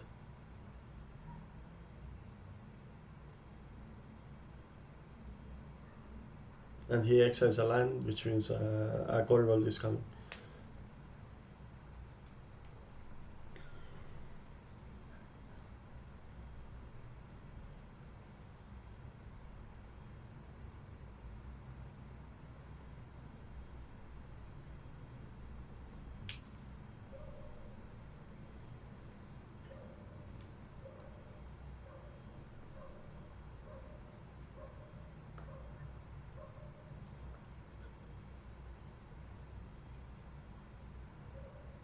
So I draw exactly the claim I was talking about last turn.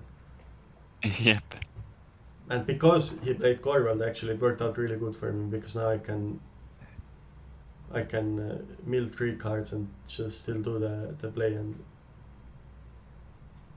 if I would mill like a Bedevil, I could kill the Corvald.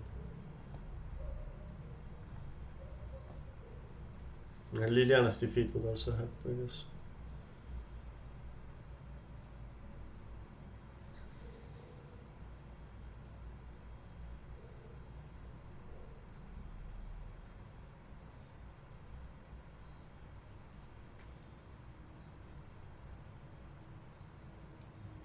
This is also interesting.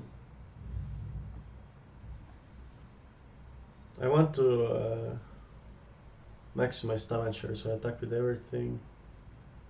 But now I can Village Rights.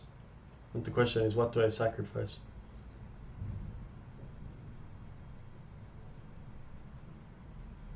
Like, I was certain if he's going to block the Arcanist anyway.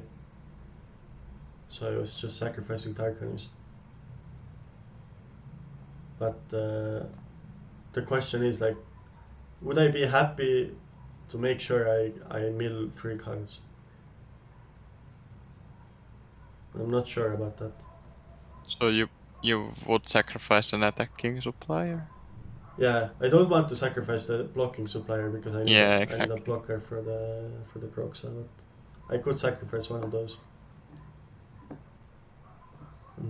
Like, this is the option I have: to sacrifice Arcanist or to sacrifice the supplier. I think I like sacrificing supplier a little bit more.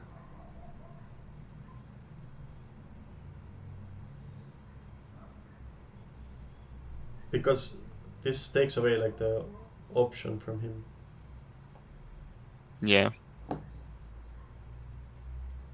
I think milling some cards can be helpful for me.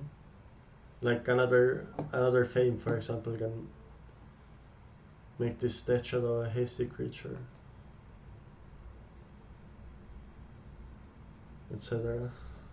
Another Arcanist would make another Claim Fame decent draw. And I could mill another Croxa. Yeah, there's so many options where it has to be helpful for me. Obviously he ends up blocking, so it doesn't matter. Damage is important, so this makes sense.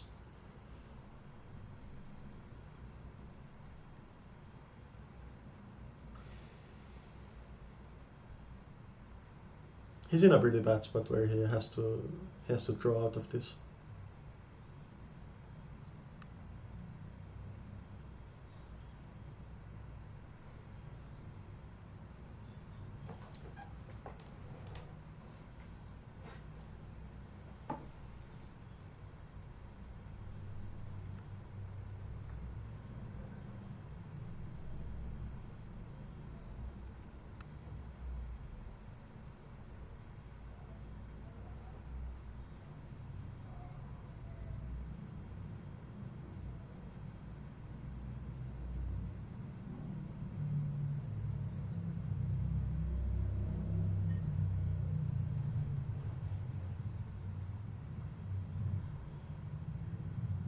So he drew Claim, which is very nice that I played it good, otherwise I would have lost the game.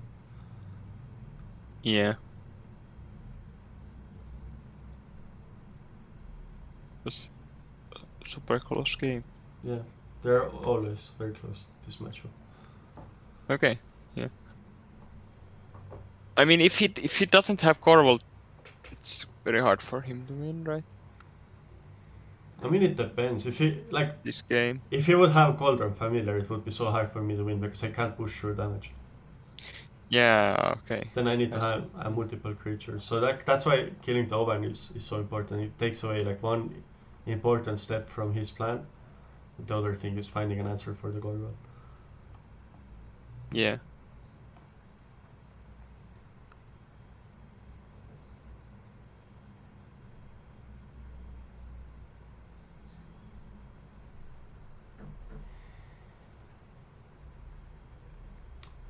He obviously ran into time trouble, so he made a small mistake. He should have made this play first. If he had like a land plus claim, he would have been able to do that thing. So now I think I'm playing. This is also an interesting spot. So how do I like maximize my equity? So one thing I'm definitely aware here is that Kroxa deals damage in chunks of 3. So getting the one attack in is kind of nice. But the other thing is that some of my lines involve attacking with something with haste. So it would also make sense to draw cards here. Draw cards here. Yeah. I know what you like.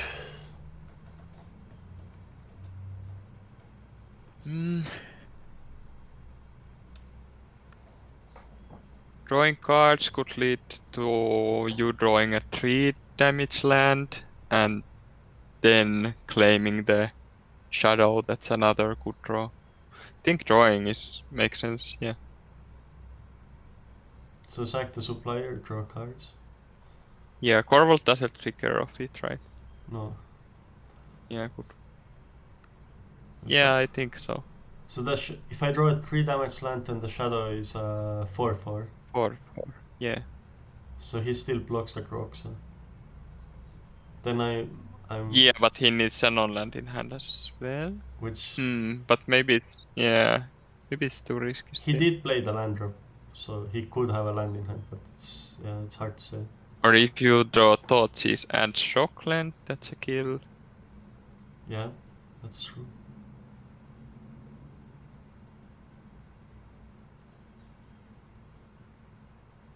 What did you end up? It's very hard to say what's the right play here. So I ended up going for the play that wins if he has a land in hand.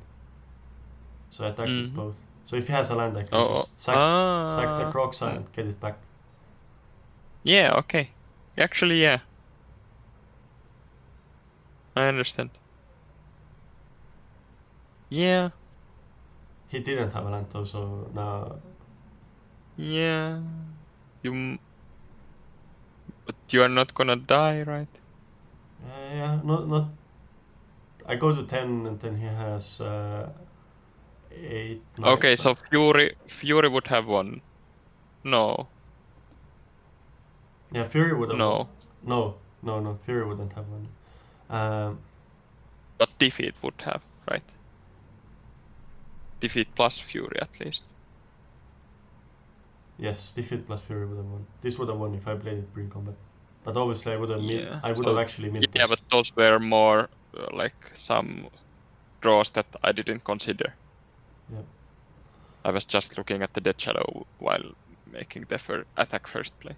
Or claim village right first. Yeah, it's interesting. Yeah, I don't die, I go to 1, but obviously anything that he can sacrifice kills me. So there's that. Then because he go to 2 at the moment. Glottis puts me to 10 and then he attacks with this, which makes a trigger and he can sack the food. So yeah, okay. So any creature that's 2 mana would kill me. But you have the defeat. But yeah, now I draw out of this, so yeah. In this way I get lucky.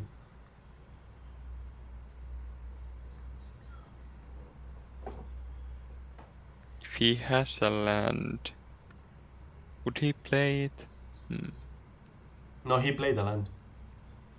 Okay. He played this land. Yeah.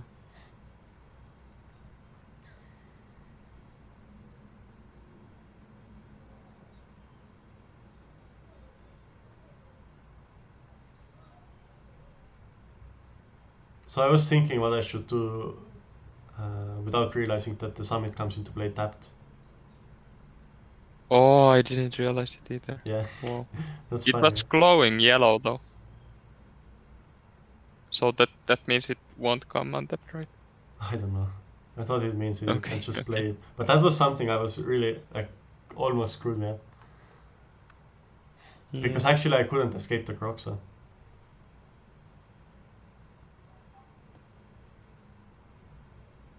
Now the Croxa is going to get exiled to the Glottis. True.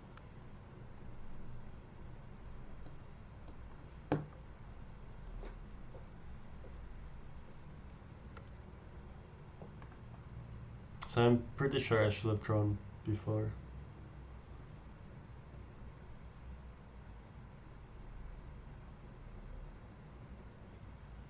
And yeah, and if I didn't find an answer for the Corval, I just die, given what he was drawing. So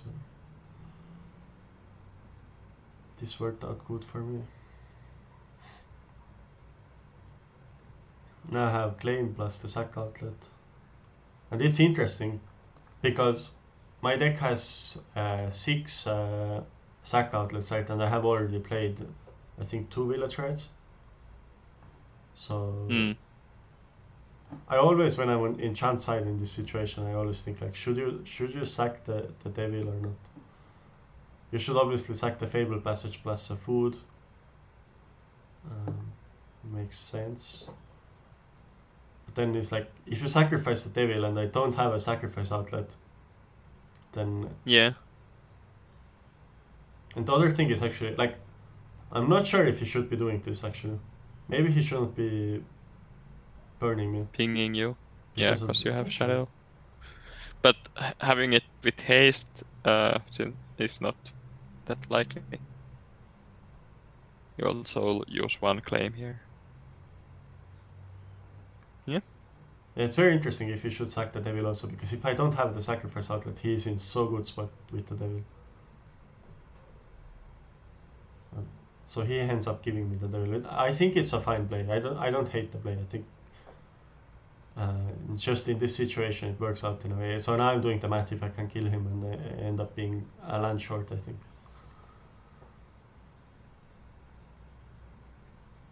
Because I can attack for 9, but then I can't sacrifice anything. But then the question is if it's good anyways.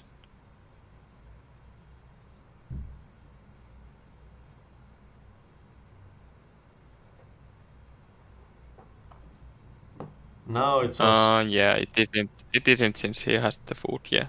All right. Yeah, this is good. And this is also interesting. If I play the Death Shadow, I'm dead to claim the first one. But I think I have to play it here. I think he has already played 2. Oh yeah, you would be. He has already played two claims, so... Yeah, this is better against his low drop creature. Yeah, exactly.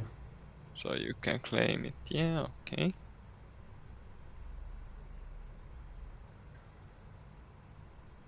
It's also better against the Gorval thing. Now he's at 11. Drawing Bedevil is nice, as this gives me insurance.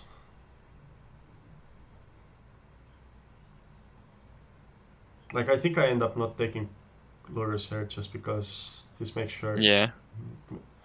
The other thing is obviously Lurus plus Claim gives me more outs to win next turn against some other things.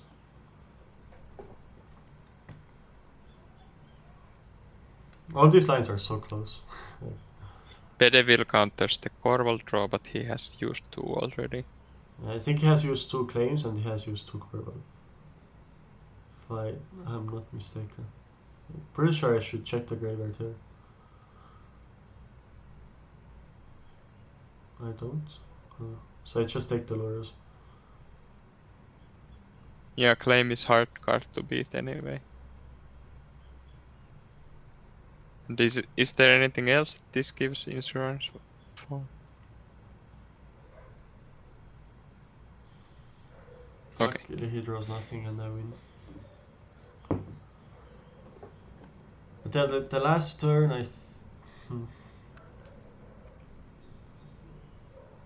Like if he draws Fatal Push, this taking Lures is much better.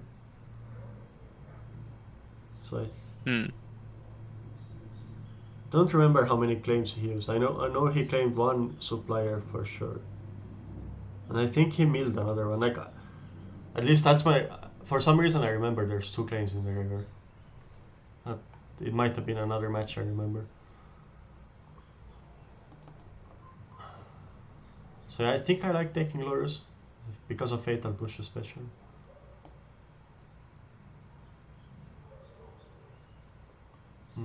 So next round I play against Chant Food.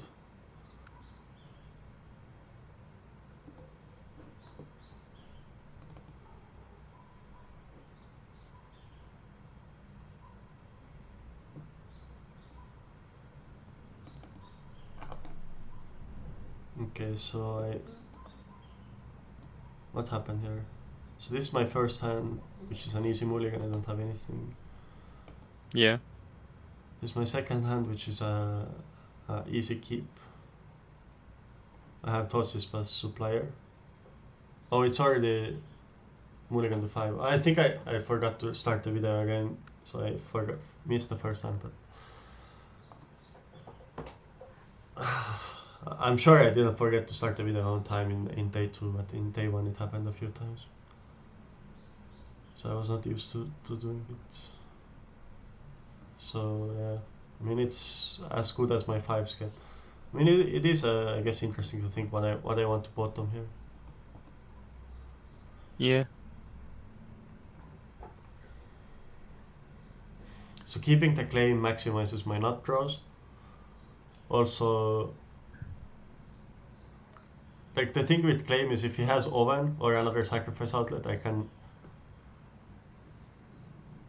take creatures and like hope that he sacrifices them, which is like an interesting thing. But sometimes the player doesn't, like what Oscar did, right? And especially if I mulligan to 5, like how likely it is that I also have a Village Reds or something, or Spark Harvest. Crash Through is like an automatic redraw. I think I end up keeping the claim, just the higher upside. And in this matchup, you kind of need to maximize the upside.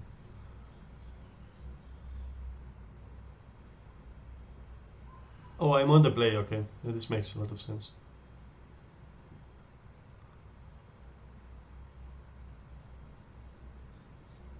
So I take the guard advantage card. Which makes sense. Would you play the the Bolt Land Dexter? Just to go to 12? I think no.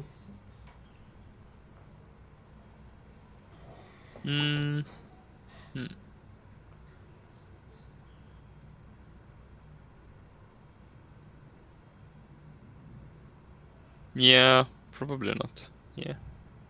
Because I don't have the Death Shadow. Obviously against a good player, they're going to play around Death Shadow, and that's going to hurt me if they do that. So it's interesting for sure.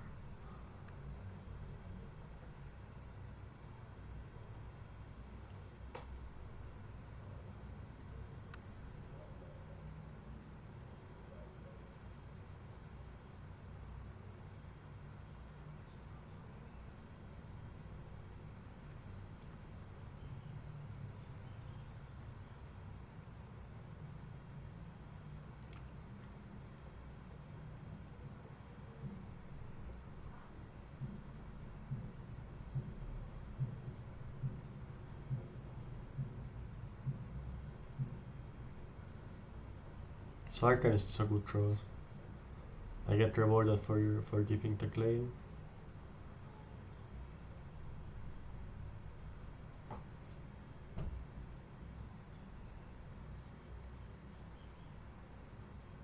He has the answer. But he's smart, like he's not attacking. Which makes my Death Shadows much worse. True. Yeah, he's winning so much by the card advantage. Yeah. Which I think this play is like what players should take much more often. For sure, yes. Yes.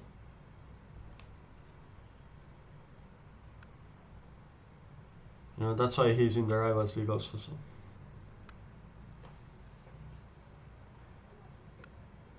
Drostotzis.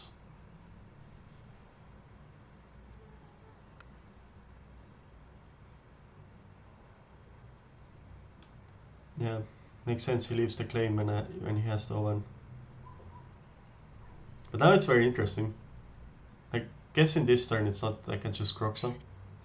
But it leaves this situation, like he knows I have just a draw off the top of my deck, so if I claim, should he sack the Strider or not? I think in most situations he shouldn't, probably.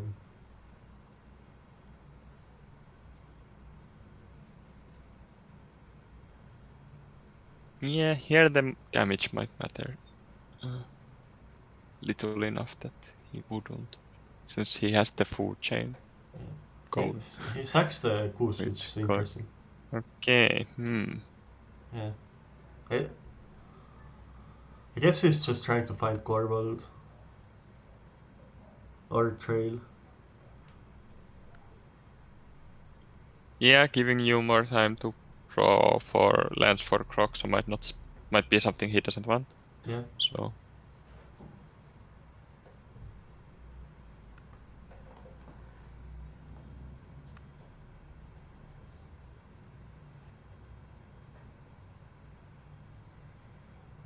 So he blanked. I kind of blank also.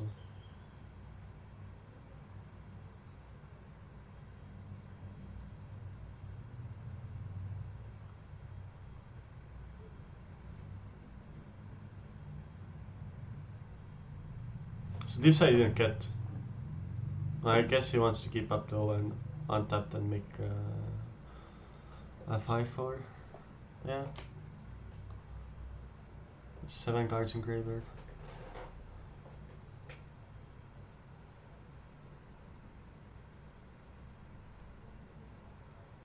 So he drew Corvold. Which is not good for me. yeah. Probably no way to beat that anymore.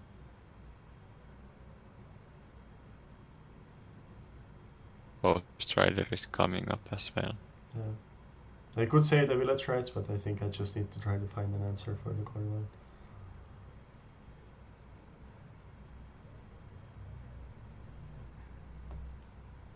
I can draw like Spark Harvest in this spot, which would help. Or I can draw something that sets up an answer for Corvold next turn.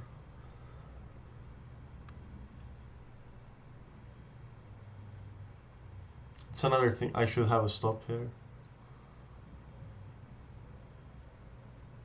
I should be bluffing it.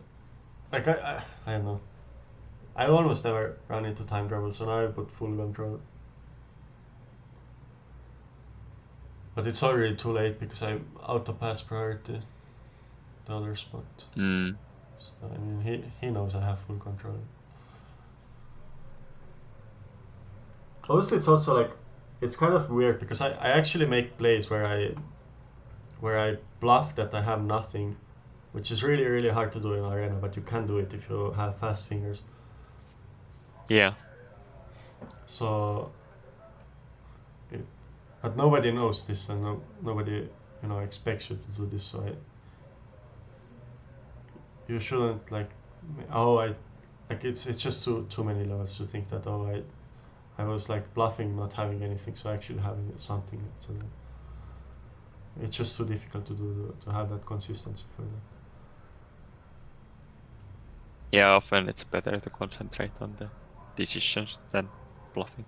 Yeah. At least once I have skipped a turn because I was trying to bluff having nothing when I had something. Because you have to go like left shift enter, which is like F6 on Magic Online, which skips your turn. But if you do it in the wrong way, you're gonna skip a turn. It happened to me once, but that's fine. I think like the value you get from bluffing that you have nothing when you actually have something is so huge, because people are gonna play into your things. Like they're gonna go, oh nice arena auto pass, he has nothing, so they're gonna make so bad plays. Exactly. Yeah. That's like a huge value. Like I think it's the best value you can get from the interface. So now I think his sideboard is like, let me post the video. So his sideboard is one scavenging goes and that's it. Like you saw, a previous opponent had two Clottis. So here I can, think I can leave in more claims. Yeah. Mm.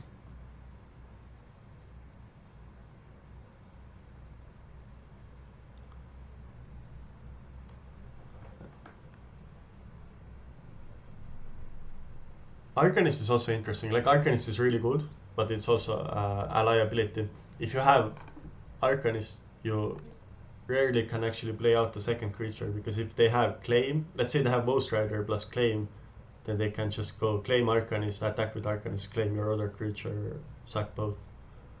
So you can get like blown out like that.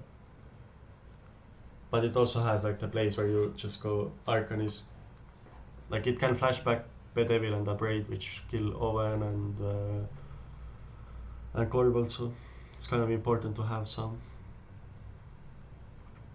Mm.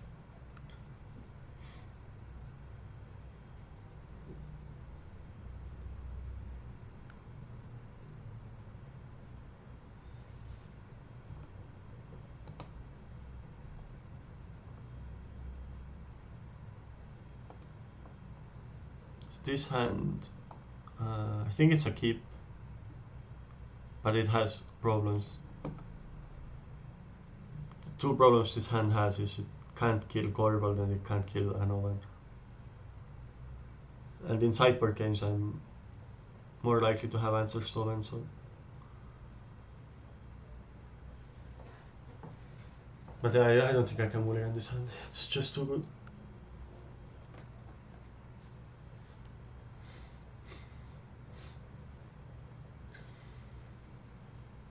Also this hand has one problem more, it takes a lot of damage, but it doesn't have the payoff.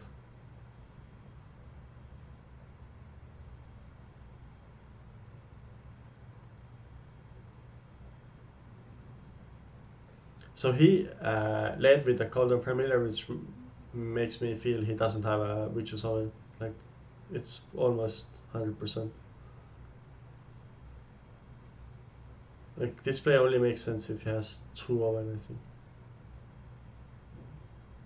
And even then, it doesn't make much sense.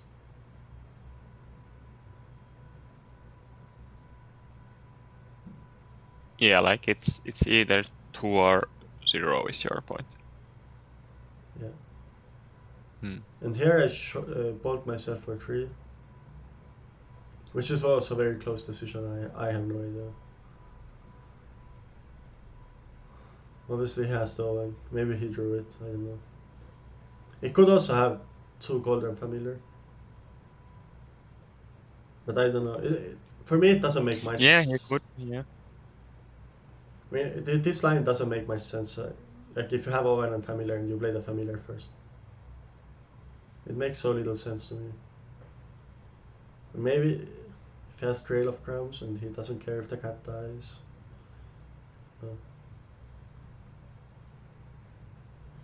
Also, I shouldn't attack with both. I should attack with one. I'm taking too much damage. Yeah, For no for reason. this hand, yes. Like taking the 3 from the land is fine. If I think he doesn't have the Owen. If I think he has the Owen, I should definitely not take it.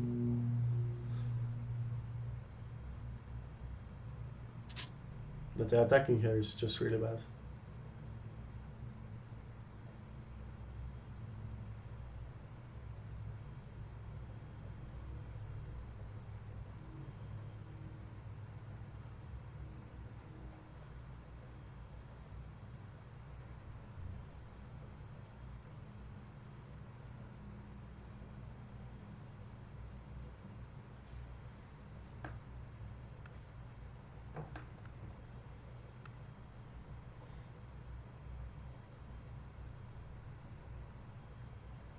I like using the village rights because I have the second sacrifice outlet anyway. And I can't really claim things because of the oven.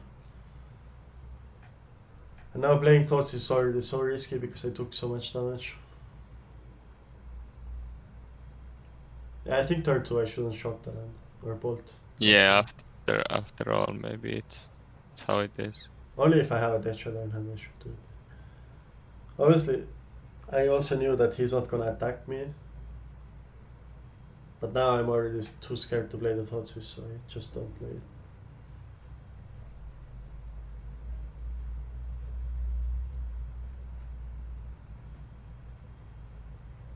The one thing is that I have a Liliana's defeat, so I can kill a Corval. So I don't have to Thoughtseize, like, I know I can answer the most scary card.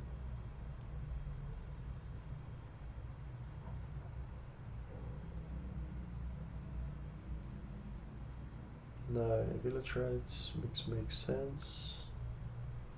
Basically, I need to find a way to kill the witches or I'm going to lose the game. Yeah.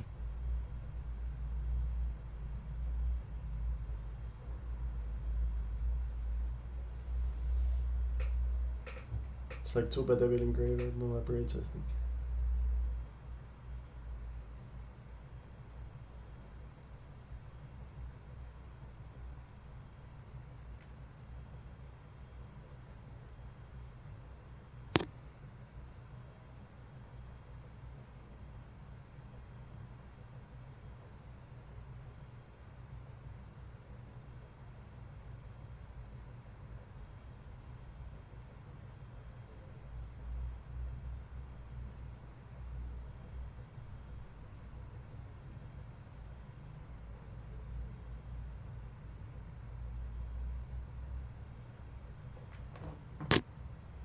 So this turn,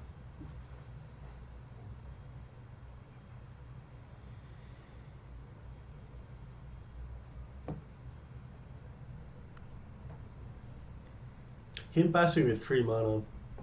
So he passed with 3 mana and didn't take Giganta. So he can have a braid.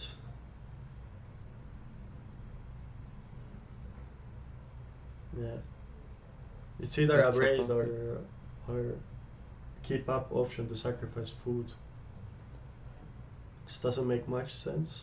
It's probably a braid.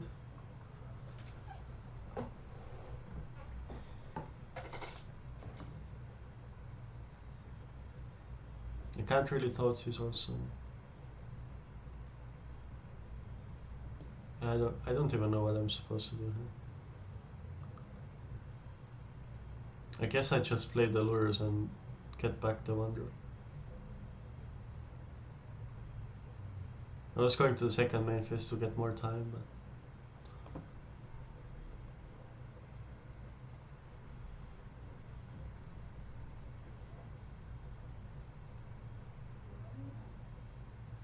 and I think this is the only line I actually have in this situation. Now he's gonna braid the lures.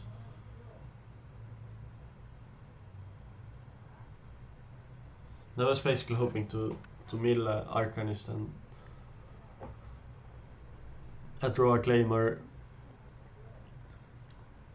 alternatively just draw Arcanist next turn. He didn't have a braid or he didn't play it, which is interesting. But instead he has claim. Using the might be better to use the claim there anyway. Depends on his hand, so. I mean, he shouldn't probably have a braid. Like, one thing is he shouldn't have a braid against me post sidebar because it does so little. I mean, it kills Arcanist and lures, but doesn't deal with other creatures really. So I don't know. Maybe he just made like a small mistake and didn't take the Gigant. It could be.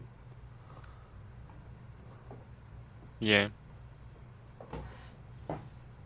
It definitely made me play scared, so that's also something. Now he takes a Giganta. I draw Death Shadow, which is pretty good draw.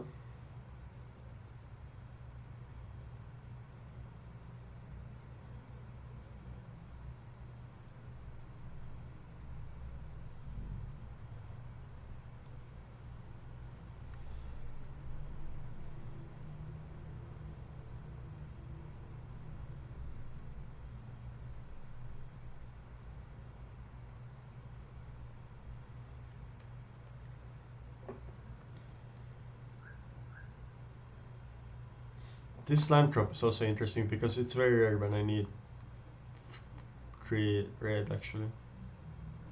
So it might be important to keep the expensive remove as well. But I might want to use all my mana on externals. Hmm. Yeah.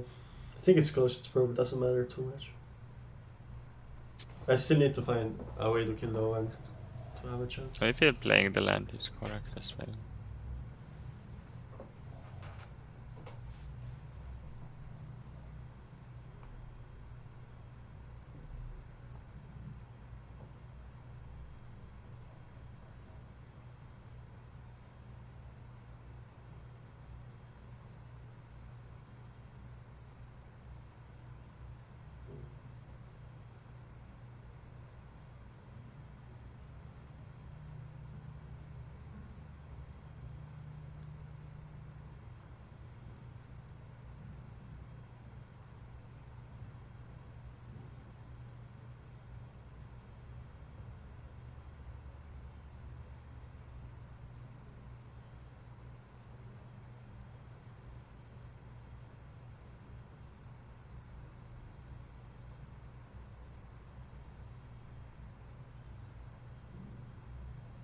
Yeah, this is a fun thing about Death Shadow. Claim kills it if they have more than 13 life. Yeah, unfortunately. So now I make a mistake, which is I attack, which puts me dead on board. Because he can do 1, 2, 3, 4, 5 plus attack. Do you really have an out though? I think I don't.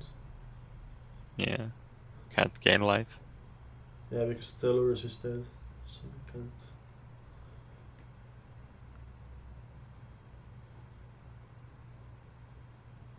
So now I realize I need a blocker, but I'm actually still dead because he has the extra food, so he can just attack and I block and I die.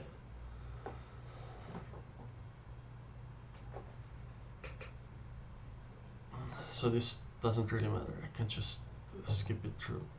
He makes some play, like I'm just dead on board if he attacks, but he even drew a remove as well, which also kills me, so it is what it is. So now I'm 1-1 against Chand, and 3-2 in the tournament. Right. 2-3. 2-3. Oh. Yeah, so I need to win the next 2 rounds. So I play against Dominic Arens, and because 30% of the tournament was Chant, and I get paired against Chant 100% of the time. That's how math works. So I play the same matchup again. Of course. So I go first. This is the hand.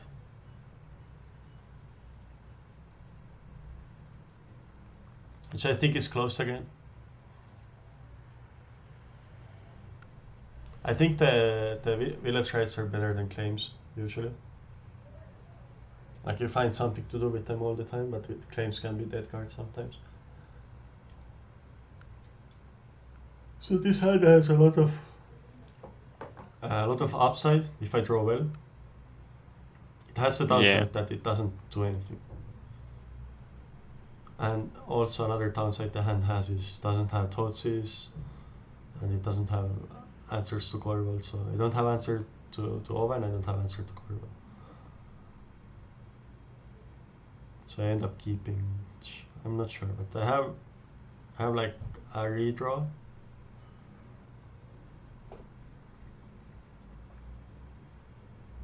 And I have a Death Shadow.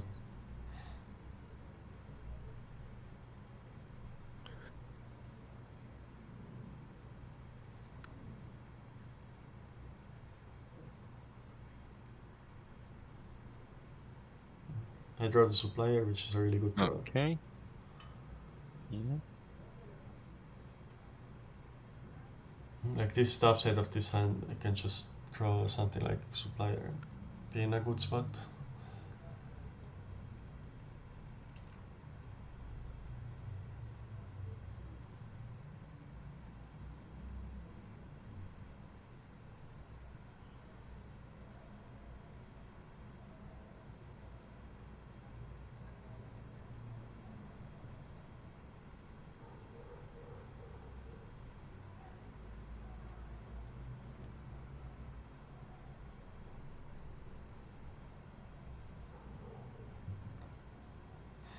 Nice the question again. Do I want to shock myself? And I think in this spot I want to shock myself, so I can claim the Arcanist.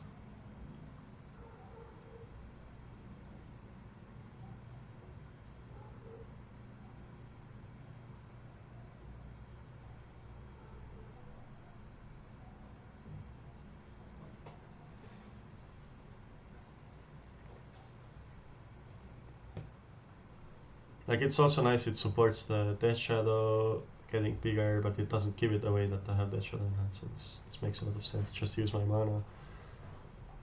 I have Crash through in graveyard. I don't have Claim the first point, so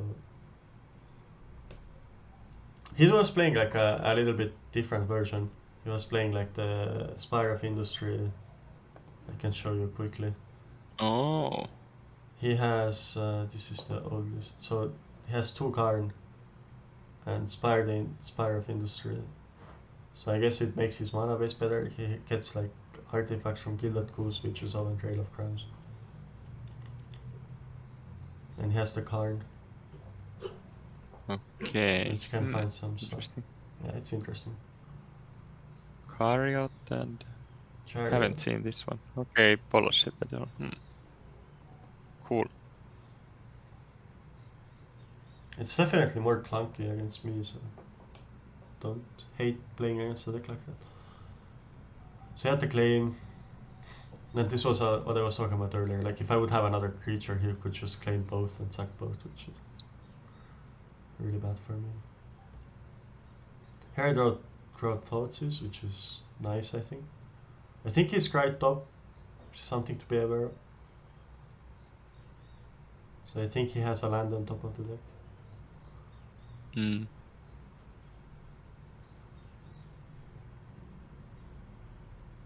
I don't have an answer to Corbel, so I think I'm forced to take it over the binding.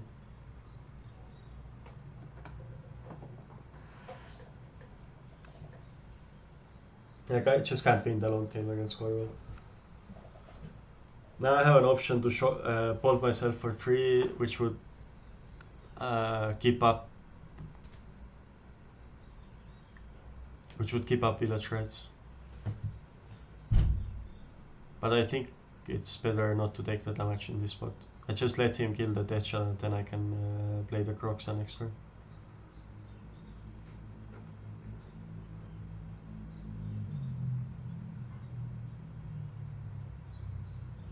Also, I don't need double red or like triple red for match. I already have double red, so I don't want to play the Gazul's Fury. Like it's a card that can win me games that I otherwise can't win, so I kind of want to keep it as a spell at this point. Especially because I already have the 2. I mean, I guess the 2 village rights kind of make me want to play it more as a land, actually. Because I already have other sacrifice outlets. But he also had he had the option to make food with a Gilded Goose, so if he has a land on top, then he could have played the Corbel, so I was really incentivized to take the Corbel. But he didn't play a land, so now I wonder what he actually has. I guess my play is so forced I can't do anything.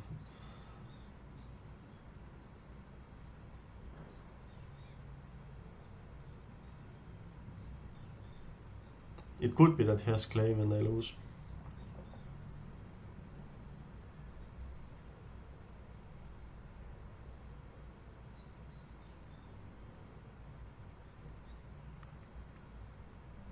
He has like the goose cat thing going on.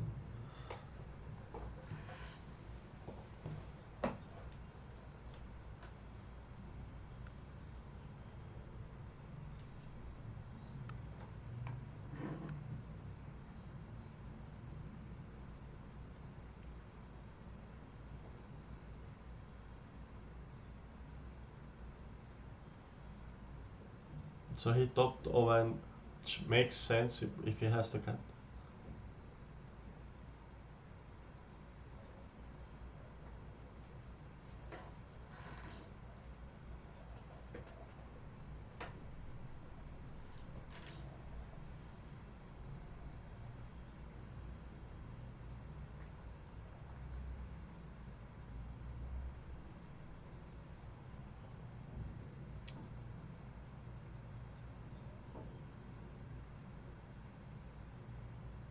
I don't get why he's doing it now, but I guess it doesn't matter.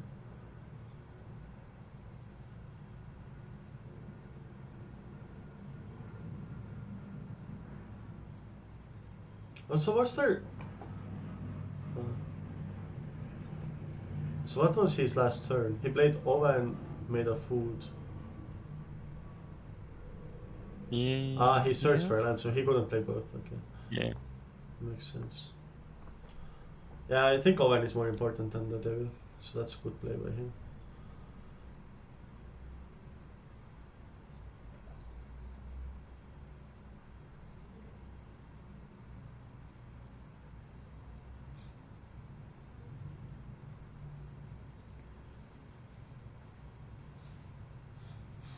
Now his creatures have Death Touch. I have to block the Ghost Rider, or I just die. Yeah, and gaining life with Lurus won't be easy. Yeah. The Lurus Fame play is something that I should have probably played the land for. Yeah, definitely. He has Devil, so I think I'm pretty much dead. Yeah, I think so. 4, 3. I got 1. So he can attack me. 4, No, I think you die since he can sacrifice the goose to Ghost Rider. Yeah. 4, 3, 2, 1. Yeah, Yeah, it's I'm just. lethal like in It's so many actually ways. lethal, so he doesn't attack with both, which gives me a turn. No, it doesn't, right? There's no way you get the turn. If the Ghost Rider is alive, he can just ping ping ping. It's lethal without attacking. No, because now I can block. Yeah, but it's lethal still. If he attacked with both, it was lethal. Why he doesn't sacrifice it? Yeah, you were dead, but No, okay. if he Let's sacrifices see. it, it's 1, 2, 3, 4, 5. Oh yeah, And Ghost Rider yeah, sacrifices. yeah. It was it. I was dead on board, but he gives me a turn, and I draw nothing. Oh, okay. So now I'm like thinking, okay, he can do me 4 damage. So what I'm going to do? I don't have options. I have to draw a card, so I have to put myself dead on board. I hope he doesn't know this.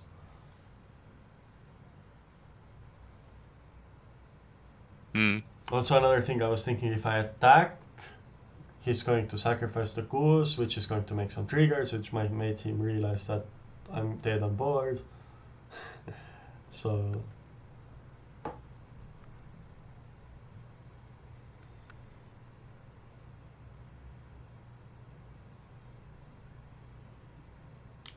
basically I'm trying to figure out like what I can do, which is pretty much realistically I can't do anything, but if he doesn't realize that I'm dead on board, then I might draw something.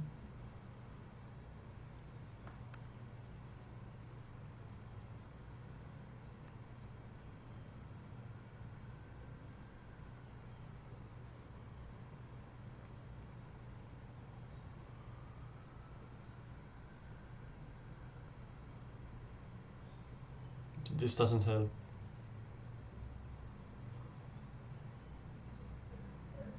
So I make 2 blockers and then I die next turn.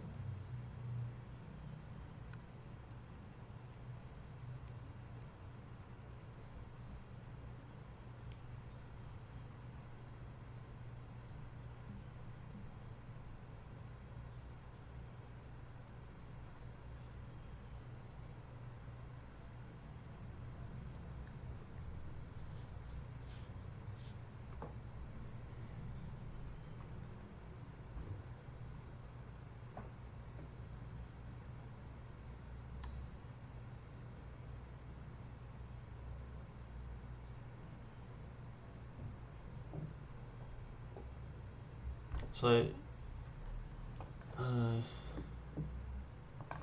me see. So he didn't have graveyard hate. Like he only has the one Soul Guide Lantern that he can find with cards. And Lantern is actually not that bad against me because or like not that bad from my perspective because he can use it only once, so it does damage in right spots, but I can play around it in a way because I can just force him to use it and then I can go off, kind of.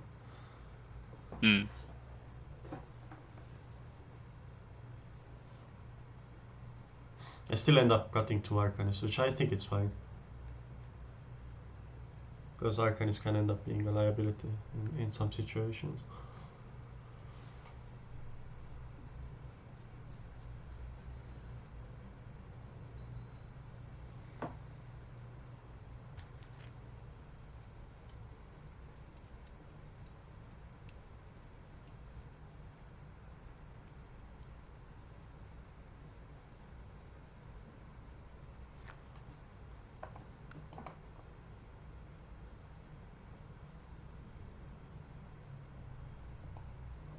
This hand is a keep, I think. It's close again though. I have Death Shadow, which is good. I have Arcanist, which is good, but it needs to draw like... He needs to draw... I have an answer for Gorwald this time. I have a Claim plus Sacrifice outlet, which is nice. It needs to draw an answer to the Witch's Oven, kind of, or something like along those lines. Yeah, I think something that works with keep, Arcanist. yeah. It's still a keep.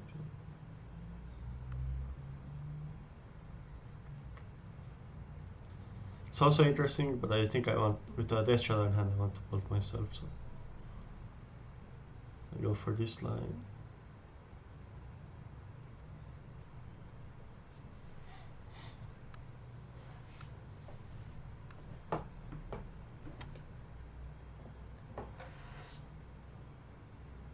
So he has a Braids after sideboard. I draw Thoughtseize, which lets me play a 1/1 Shadow here.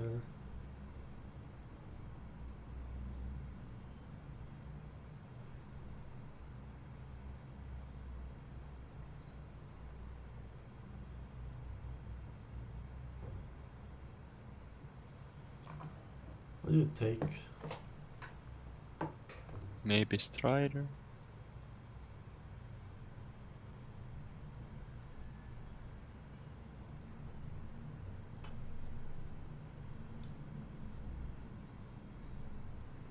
Or Binding. Yeah, I think it's between those also.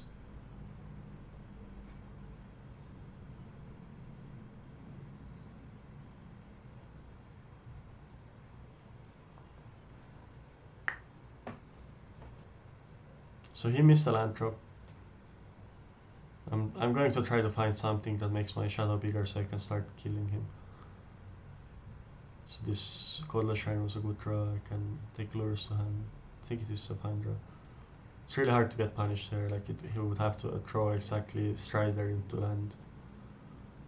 Or I guess kill that Goose plus Cauldron Familiar would also help. But it's like pretty rare specific draws he needs to have to really punish me. And even then I can just play Lures and get back the shadow. Now I want to claim, I think. Just kill the priest.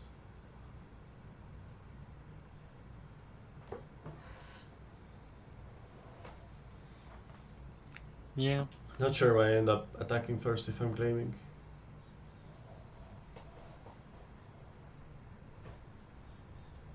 Oh, because I go for the Lures into Arcanist. Yeah, that's not a... Yeah, okay. Yeah. It's not a bad line. Why not? Why not?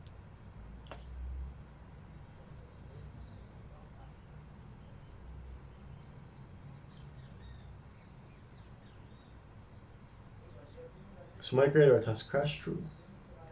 I think it's the only card.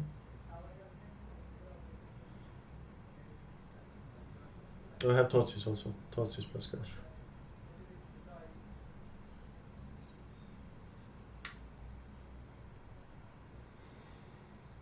So he drew a land so he can play Binding.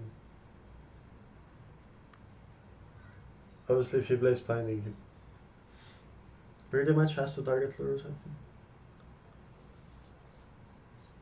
So instead he plays Devil, which kills 2 creatures.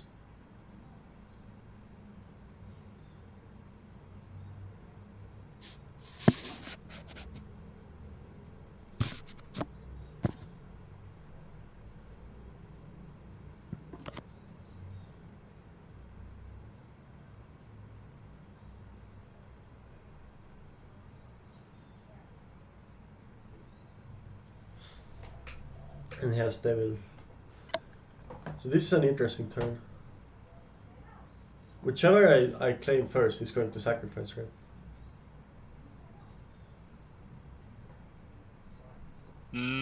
Maybe not the priest. Yeah, maybe not the priest.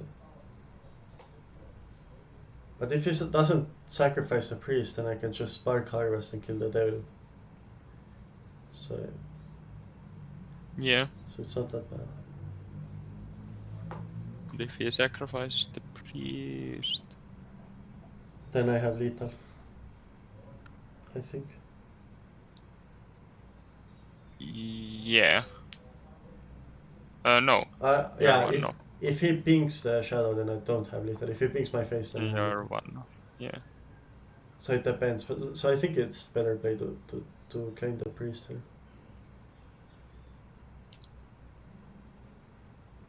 Because if I claim the devil, he's going to sacrifice it for sure. There's no way he gives me the devil here. He's just too low on life. Yeah. So I go for this play, which I think is pretty good. He sacrifices it. I think he pings my face, which I think is a mistake. He should ping the shadow. Yeah, I agree. So now I have lethal.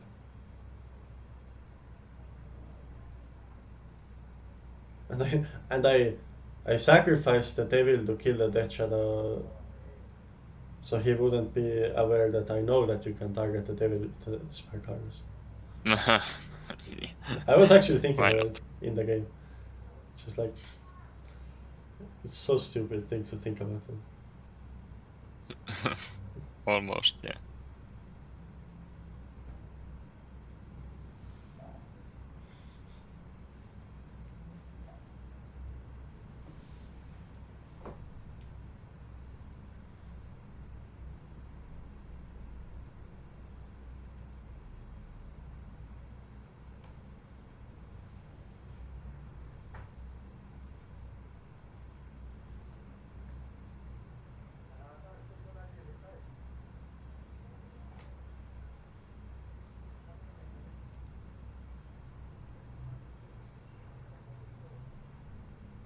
Okay, so this hand is interesting. So he took some mulligan and he's going first. I have like supplier plus village threats which can draw me cards. Try to hit lands. That's how I can get into the game. It still has like the main issues I have every time, which is not an answer for Gorwell, not an answer for Owen. Yeah. What do you think? Would you keep or maybe? I think I would keep, yeah. No. I really think you are the better player of this deck for sure, but yeah, no mulligan. I think it's fine. Yeah. I was like, thinking now, so I would want to mulligan, so kind of glad I did. And this one, I just keep because it's a 6. It's not a good 6 though.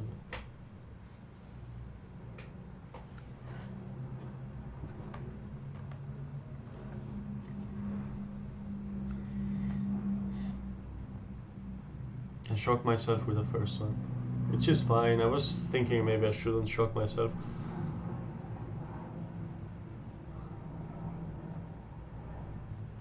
Yeah, I can see that this hand doesn't shock. Now I definitely want to play the Arcanist first. I want to set up next turn where I can play Croxa into Village Rights. And then potentially Village Rights with Arcanist also.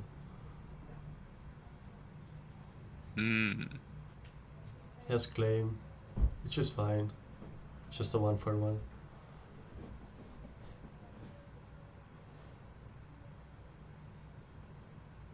Luckily for me, he's like kind of... Oh, he plays the cat. That's so big for you. Yeah, that's actually great for me. I think that's a mistake, yeah. I should keep the cat in hand. Obviously he doesn't know, like... He doesn't know that I have the Croxa, but the thing is, like, his oven is already tapped, so playing the cat gives him like only 1 point of damage, so it doesn't make sense. I think he should... Now I get to discard the core world, which is huge. You know? Oh. Yeah, I think that's actually a big mistake by him.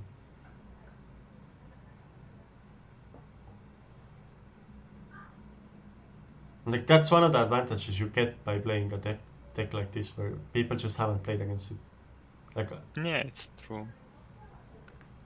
And now I definitely want to discard the last card in his hand, because he discarded core world, so it has to be something pretty good.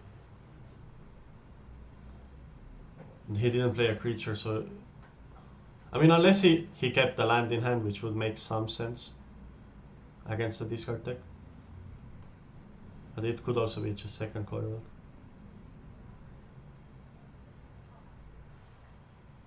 And I don't really want to take too much damage off my lands, so I don't want to go for the Agadem's Awakening play on the Arcanist.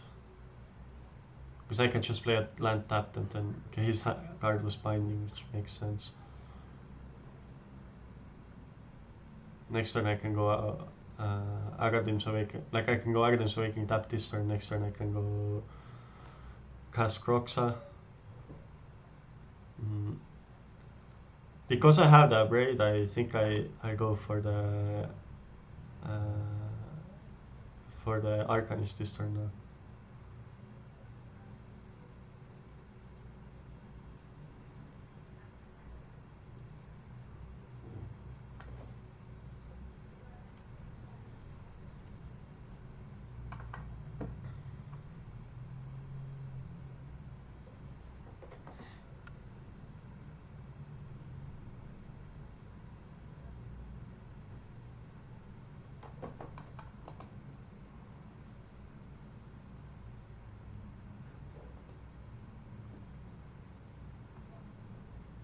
So he draws a Devil, which is a good draw. Now he can kill the Arcanist.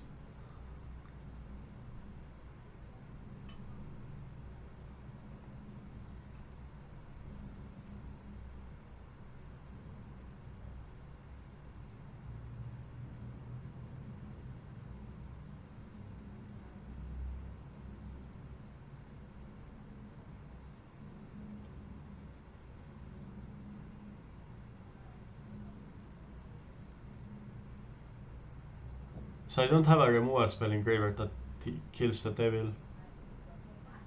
I can kill the Devil if I bolt myself for free. I can play the Blood Chiefs first with extra cost, but I think it's a bit too risky, so I go for the kill Devil with a Braid this turn, and then next turn going to use Fame on Arcanist to kill the Owen, which I think is fine. I'm not sure if I should play the Arcanist. I think I should. It's just so few cards that he can draw that... I mean, he has outs to kill the Arcanist, which would be really bad for me.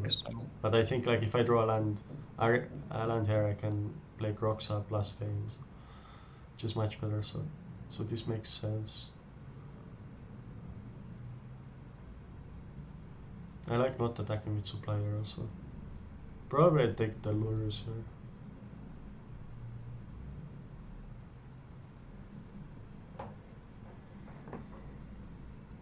Okay, I guess this attack is fine-ish. 1 point of damage. Yeah, I don't really get punished by Claim these points. It's not that bad.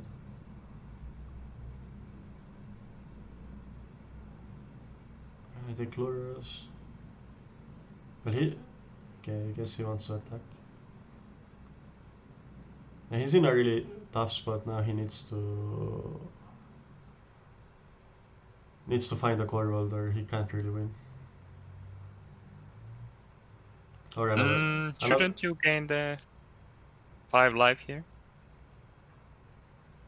Lurus and Fame. I think I was trying to find like a death shot or something. Try to finish the game. And other plays also bring back Roxa. But yeah, it's possible I should gain the 5.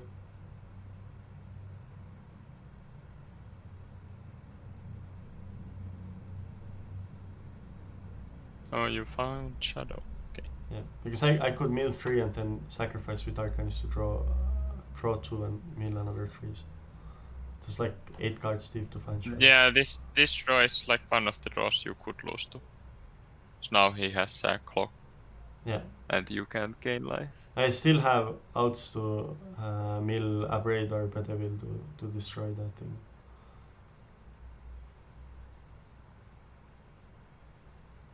And I actually can gain life here because I can Shatter Skull smashing the 2 cats. Which... Yeah. I think it's what I'm going to do. Because I saw, oh shit, he drew the Owen, so now I need to gain life. I think that's what I'm going to do. Smashing makes it fine, that's true. Yeah. So I think this is definitely the correct play in this turn.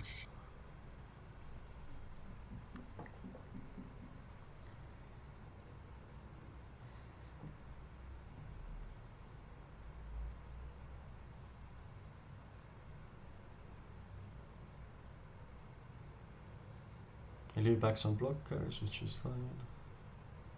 I guess I sack one of them for the village raids.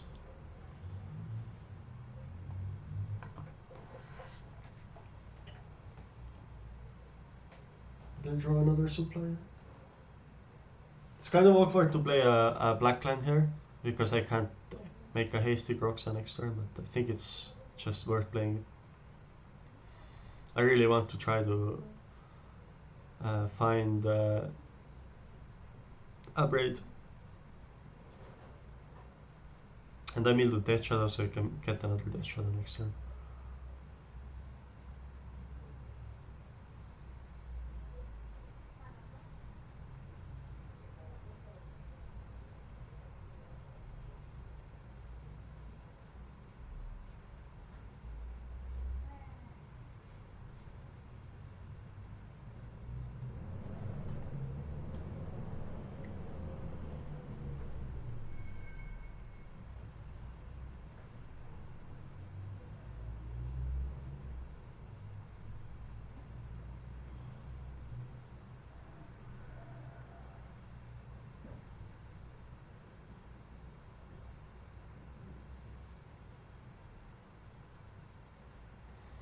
So he drew Claim. So now he can claim, attack with Arcanist, claim Lurus, play second Owen from graveyard.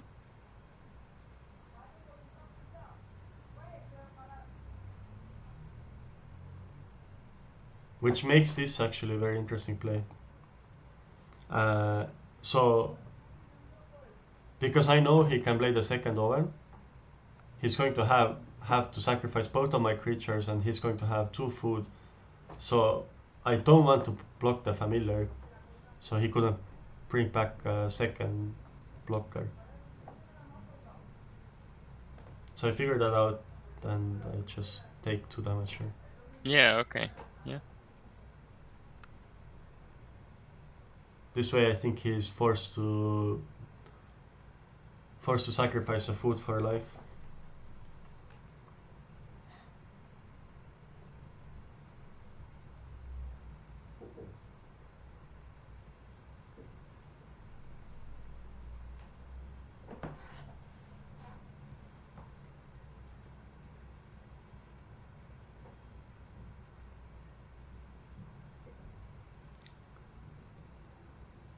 So I draw Dragon Skull Summit, which makes it so I can play a Croxa with haste.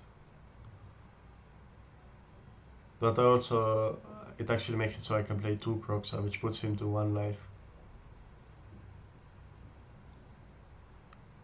I guess hasting Croxa is just the same, so I should do that.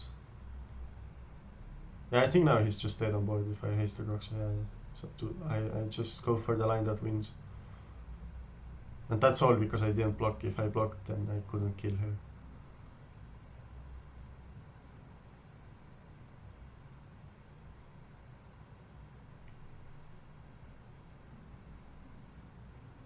So now I'm feeling good. I'm 2-1 against Chand, which I was a bit scared of going into the tournament.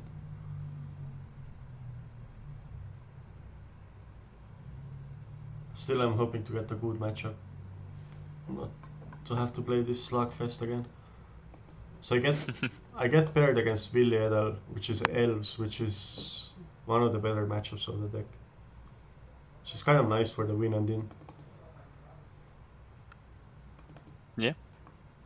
And I played the matchup, but I didn't think it was that good.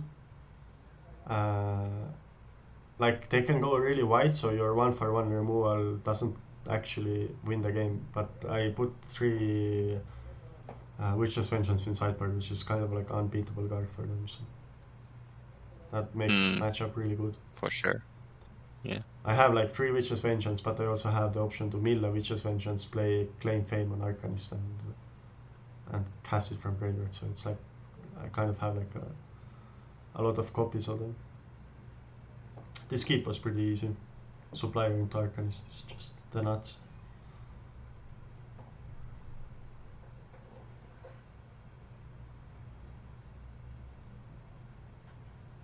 He doesn't have 1-drop. Just a note. I didn't mill anything relevant. I guess Village Rights can help me draw cards.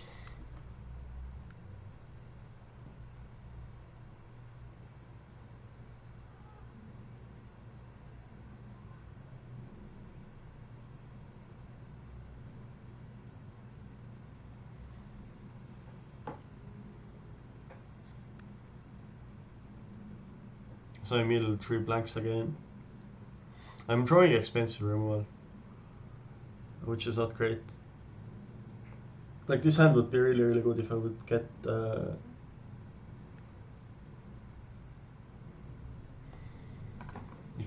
claim the first part. I don't think I like this play actually. Now I see this, I think I want to play claim on the 1-drop and just say go. Or maybe go claim. I agree. Claim Village Rights and try to hit the land drop. Yeah, definitely. I think what I was thinking in the situation was that I want to have the claim for next turn, so I could kill. To discard 1 more card maybe. So I can kill a 3-drop with Fatal Push. Yeah, okay. But I could do it anyway with Village Rights. Drawing cards is basically the same. Gives you like Bedevil or Fatal Push up. Yeah. Yeah, this was a plunder, yeah. Yeah, for sure.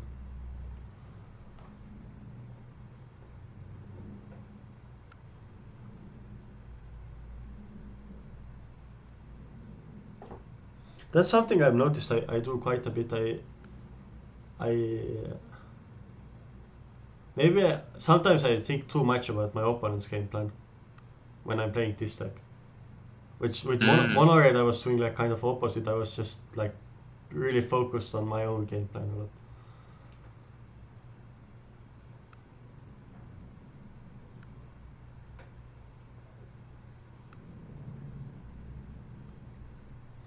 I can just get the double. Should attack here first. Oh, a double push, okay. Yeah, that's good. Yeah, alright, yeah, of course. I didn't draw a land, which is bad. Yes, the Archdruid. Now I draw the land. So I have a couple options here. I can just bedevil the druid, which kind of sets up fame for another bedevil next turn, or I can. Which I think this is another mistake. I think the better play is to play claim, get the 1-drop, play Spark Harvest, skill the Arch Druid, and then see what I mill, and that gives me more options for the Arcanist. I think I like this. Yeah, I guess this gives me more options next Now turn. you get crash through here. Yeah, I like this. Oh, you don't? Yeah, of course. Go for the crash through. It was close, I think, but I go for this. Yeah. I'm thinking like basically I need to find a claim the first one to have a chance in this game, because otherwise he's just going to have like too many creatures. It's like really bad now if he has a Lord. Luckily he has a Realmwalker, so I still have a chance, but 2 creatures puts a lot of pressure on me. Nitro Thoughts is... I know he has a... I guess... Yeah, most likely has a spell in hand. And it's probably not the Lord, because he played the Realmwalker instead, so it's like, I don't know, another Realmwalker maybe? Hard to say. Maybe some 1-drop.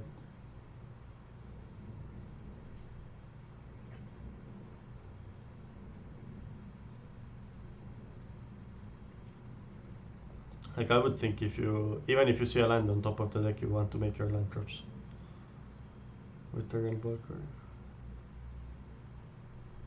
So I just bring back Roxa to get rid of the spell in hand. This is kind of bad because it actually lets him play spells from top of the deck. So I'm not sure if I like this.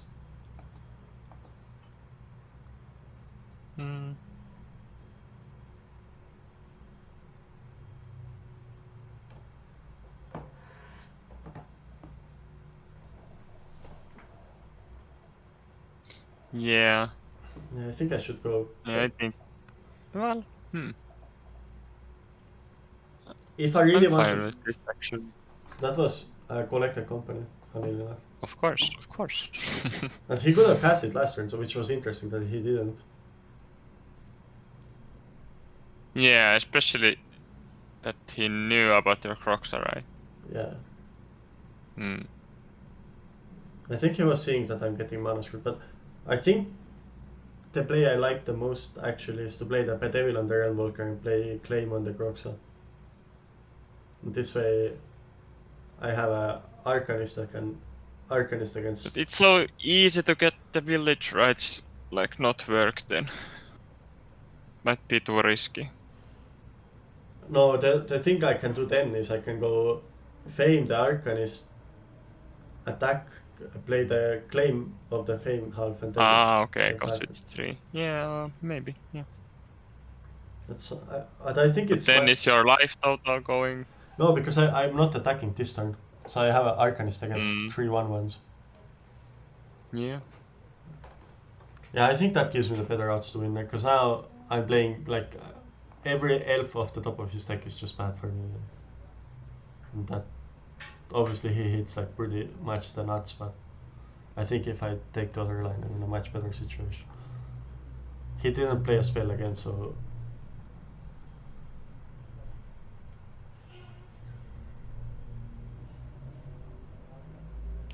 it's like very likely that he has another collector companies or something like that.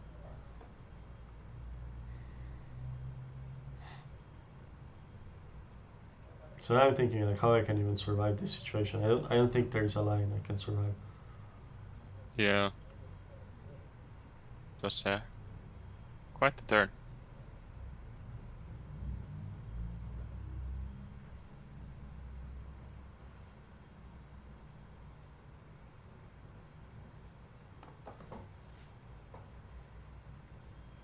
But this game was definitely winnable if I play it a little bit different. I mean, if he has a collector company in hand right now. Okay, has finale. Makes sense. So now I stay alive, but I take a lot of damage. So I'm basically hoping I claim the first burn so I can.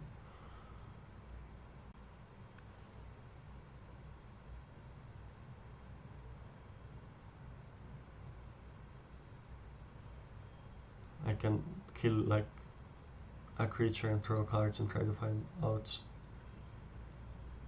10 damage, 6 more. Yeah, this is interesting also. So here, now this is 9, 10. Oh, I have lethal and I missed it. Oh. Where you get more damage? Yeah, I see it now. Yeah. You have a Croxa? Oh no, you don't have a Croxa left. No, I don't. But that doesn't matter, or does it? Yeah, it does. I didn't see the lethal in the game. I think I was thinking for a long time, and I figured out the lethal when I was sideboarding. So if you want, Yeah, we can't see the graveyard here. you can actually see all the relevant cards, funnily enough. Oh yeah, yeah, I see it now. Because I can play. Arcanist can cast a free Fame. Yeah, exactly. So I can play 2 Fame and cast the third one. That's lethal. Yep. Yeah. Oh no. So I should have won this game. But do you survive? Okay,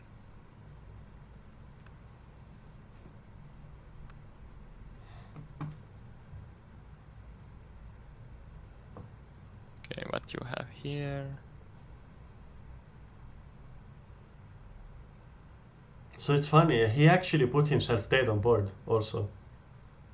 Yeah. So he also didn't see the line. Oh, it's so complicated, I think. It is. So you can Spark Harvest to stay alive? Not really. No.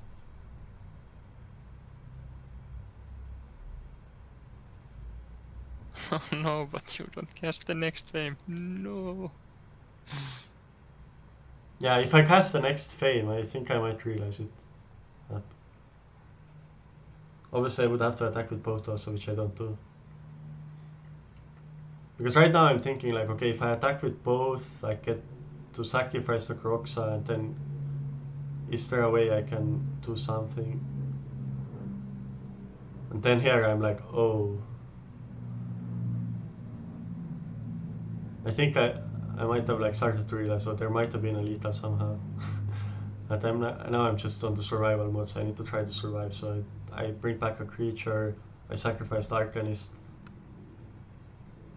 and then I need to find like 2 1-mana creatures or something like this.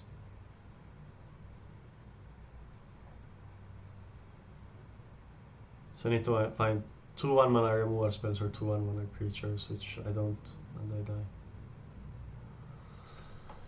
Yeah, that was an interesting game. Yeah.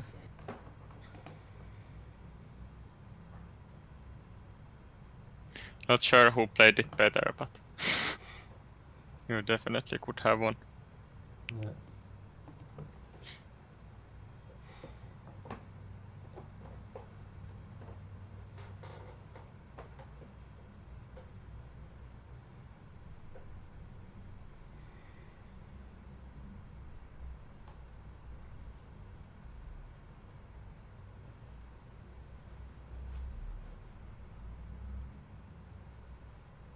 No, it just makes some plays for no reason at all.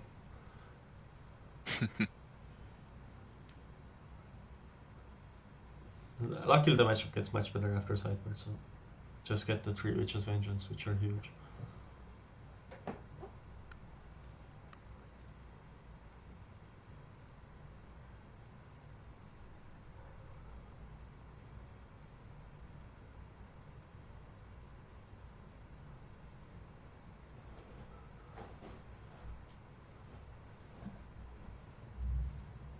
And when I was thinking during the game that turn, I was like trying to figure out what kind of lethals I have with Kroxa, right? So I just kind of ran out of time. I didn't have time to think about the Is there another way? Yeah. Because this type of lethal is like so It's rare. like if you had that situation sometime Yeah, that you see the triple fame and you are like, okay, that's 6 damage. yeah. Then you might like get there. Yeah, I think I played like, Count the 10 and then see, okay, 6 damage is the triple fame. I might have played like, I don't know, 100 plus matches with the deck, and I think it's the first time where actually this comes up. And like, I don't think I've ever had a situation where I even go for the Yeah. double fame. That's so cool about Magic. Like you could practice forever and still the experiences you have had before might get you to the correct play. And of course, sometimes you miss the play still. Yeah. Yeah, like I don't think it's ever come up to me where even I go like where it's a lethal where I go fame on the Arcanist to flashback the other fame. Because Fame. Yeah, usually exactly. when that situation is lethal, then you just flash it back twice for the mana. Yeah. So yeah, it's like definitely the first time it came up. Like, and That was cool. That was cool. it was pretty cool. And this hand is just great. I have Witch's Vengeance. I have Thoughtseize into Arcanist. Or I guess Arcanist into Thoughtseize. I'm gonna play the tap land first, I'm pretty sure. Because like in this matchup, the card I want to Thoughtseize is 4 mana, so I can play the Thoughtseize later. Especially if I have Witch's Vengeance in hand, I don't really care what are his early plays. Like he can play whatever creatures he wants, and it's just gonna kill everything. So I'm only worried about Collector Company really. This is a bit unfortunate, but now I draw a black land, which is a tap, but that's fine. It's my third land. Can get rid of the ooze.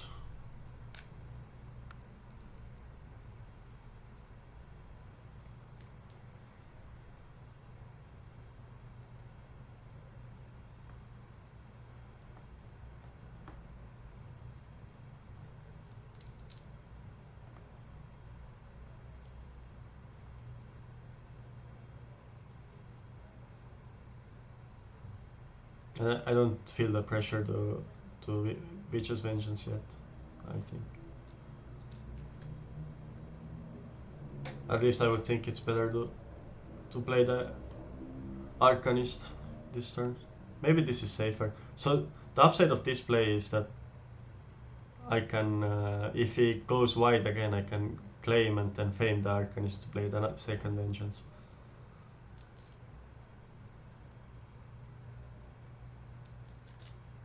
You would get Croxa from graveyard. I can't get Croxa from graveyard because I will exile the Witch's Vengeance. That's Okay, you don't want to. yeah. I guess. don't want to. Like that's Yeah. I can see that. But can he really beat the Croxa? I think so. Maybe he could If we can go. with collected companies. Yeah. Yeah. Okay. Yeah. I don't think he can really beat the Arcanist Vengeance play. So his only graveyard hit is the one ooze that I already took. Oh, great. But he also doesn't have much removal, so that's why I went for the Arcanist here, because he already played the one Maelstrom Pulse, so he has only 2 Heartless Act in the deck left. And he has no graveyard hit. So, I mean, it could make sense that I don't play the claims, but that play is still weak to the Heartless Act if he leaves off mana, so I think it doesn't really matter. Like, there's no Very source. inspiring match. Here he goes. So cool to see after all the giant mirrors, which were yeah, maybe not my favorite. It's true.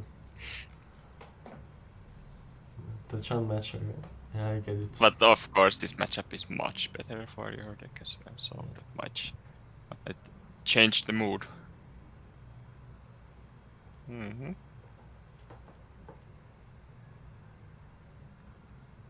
You get to keep exactly the 2. Flame and Witch. Alright.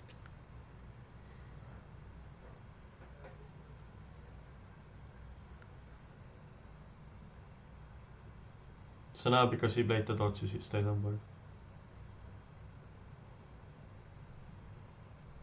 But I think he just played it to see how I sideboard. Yeah.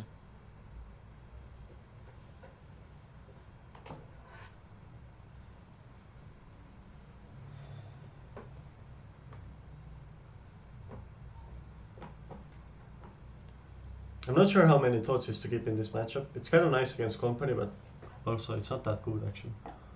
All his cards like do the same And thing. with Arcanist it helps to have more options, different options for Arcanist.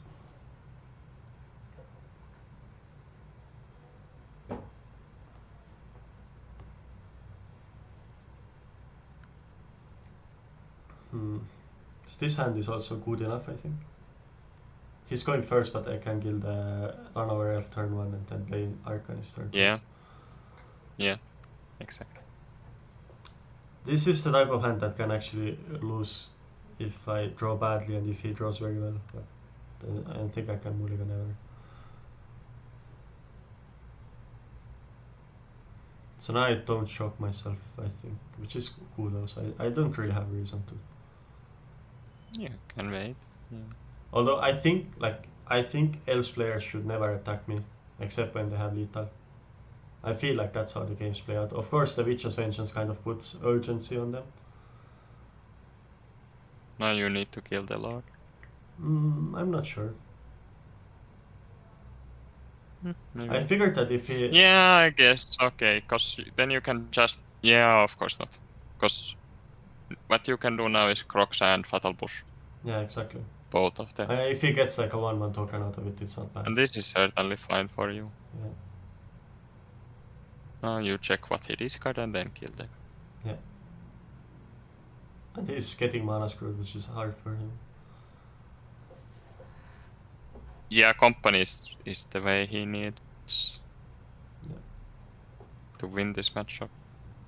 Or let if the war colors survive, maybe. That's a way. So I have played 2, 3, 4 cards, so I need one more engraver to get back Roxanne. Yeah, there's 5. Given that, I think the best play is to take Glorious here, I think. Yeah, and play a tap land probably. How about the Awakening? I mean, his deck has so few removal that I don't really want to keep the Awakening. I think it's better to just set it up that I don't have to take damage from it and I can double spell next turn. Yeah. Yeah. I definitely want to play the Pathway on red. Yeah.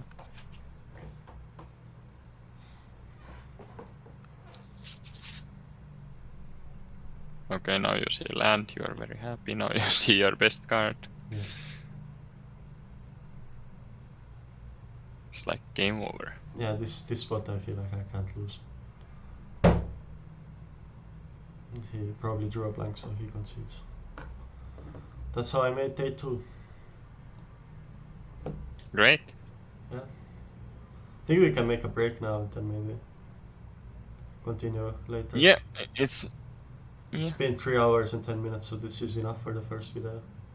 It was a long run. So Chat portion was hard for me. Yeah, I saw that. You got tired. So everyone's watching. If you like the video, click the like button. And there's going to be a second video with the day 2, which is going to be very cool because I play against a lot of famous players. Yeah, some great games at least on day 1. So I'm excited to see what's up with the next ones.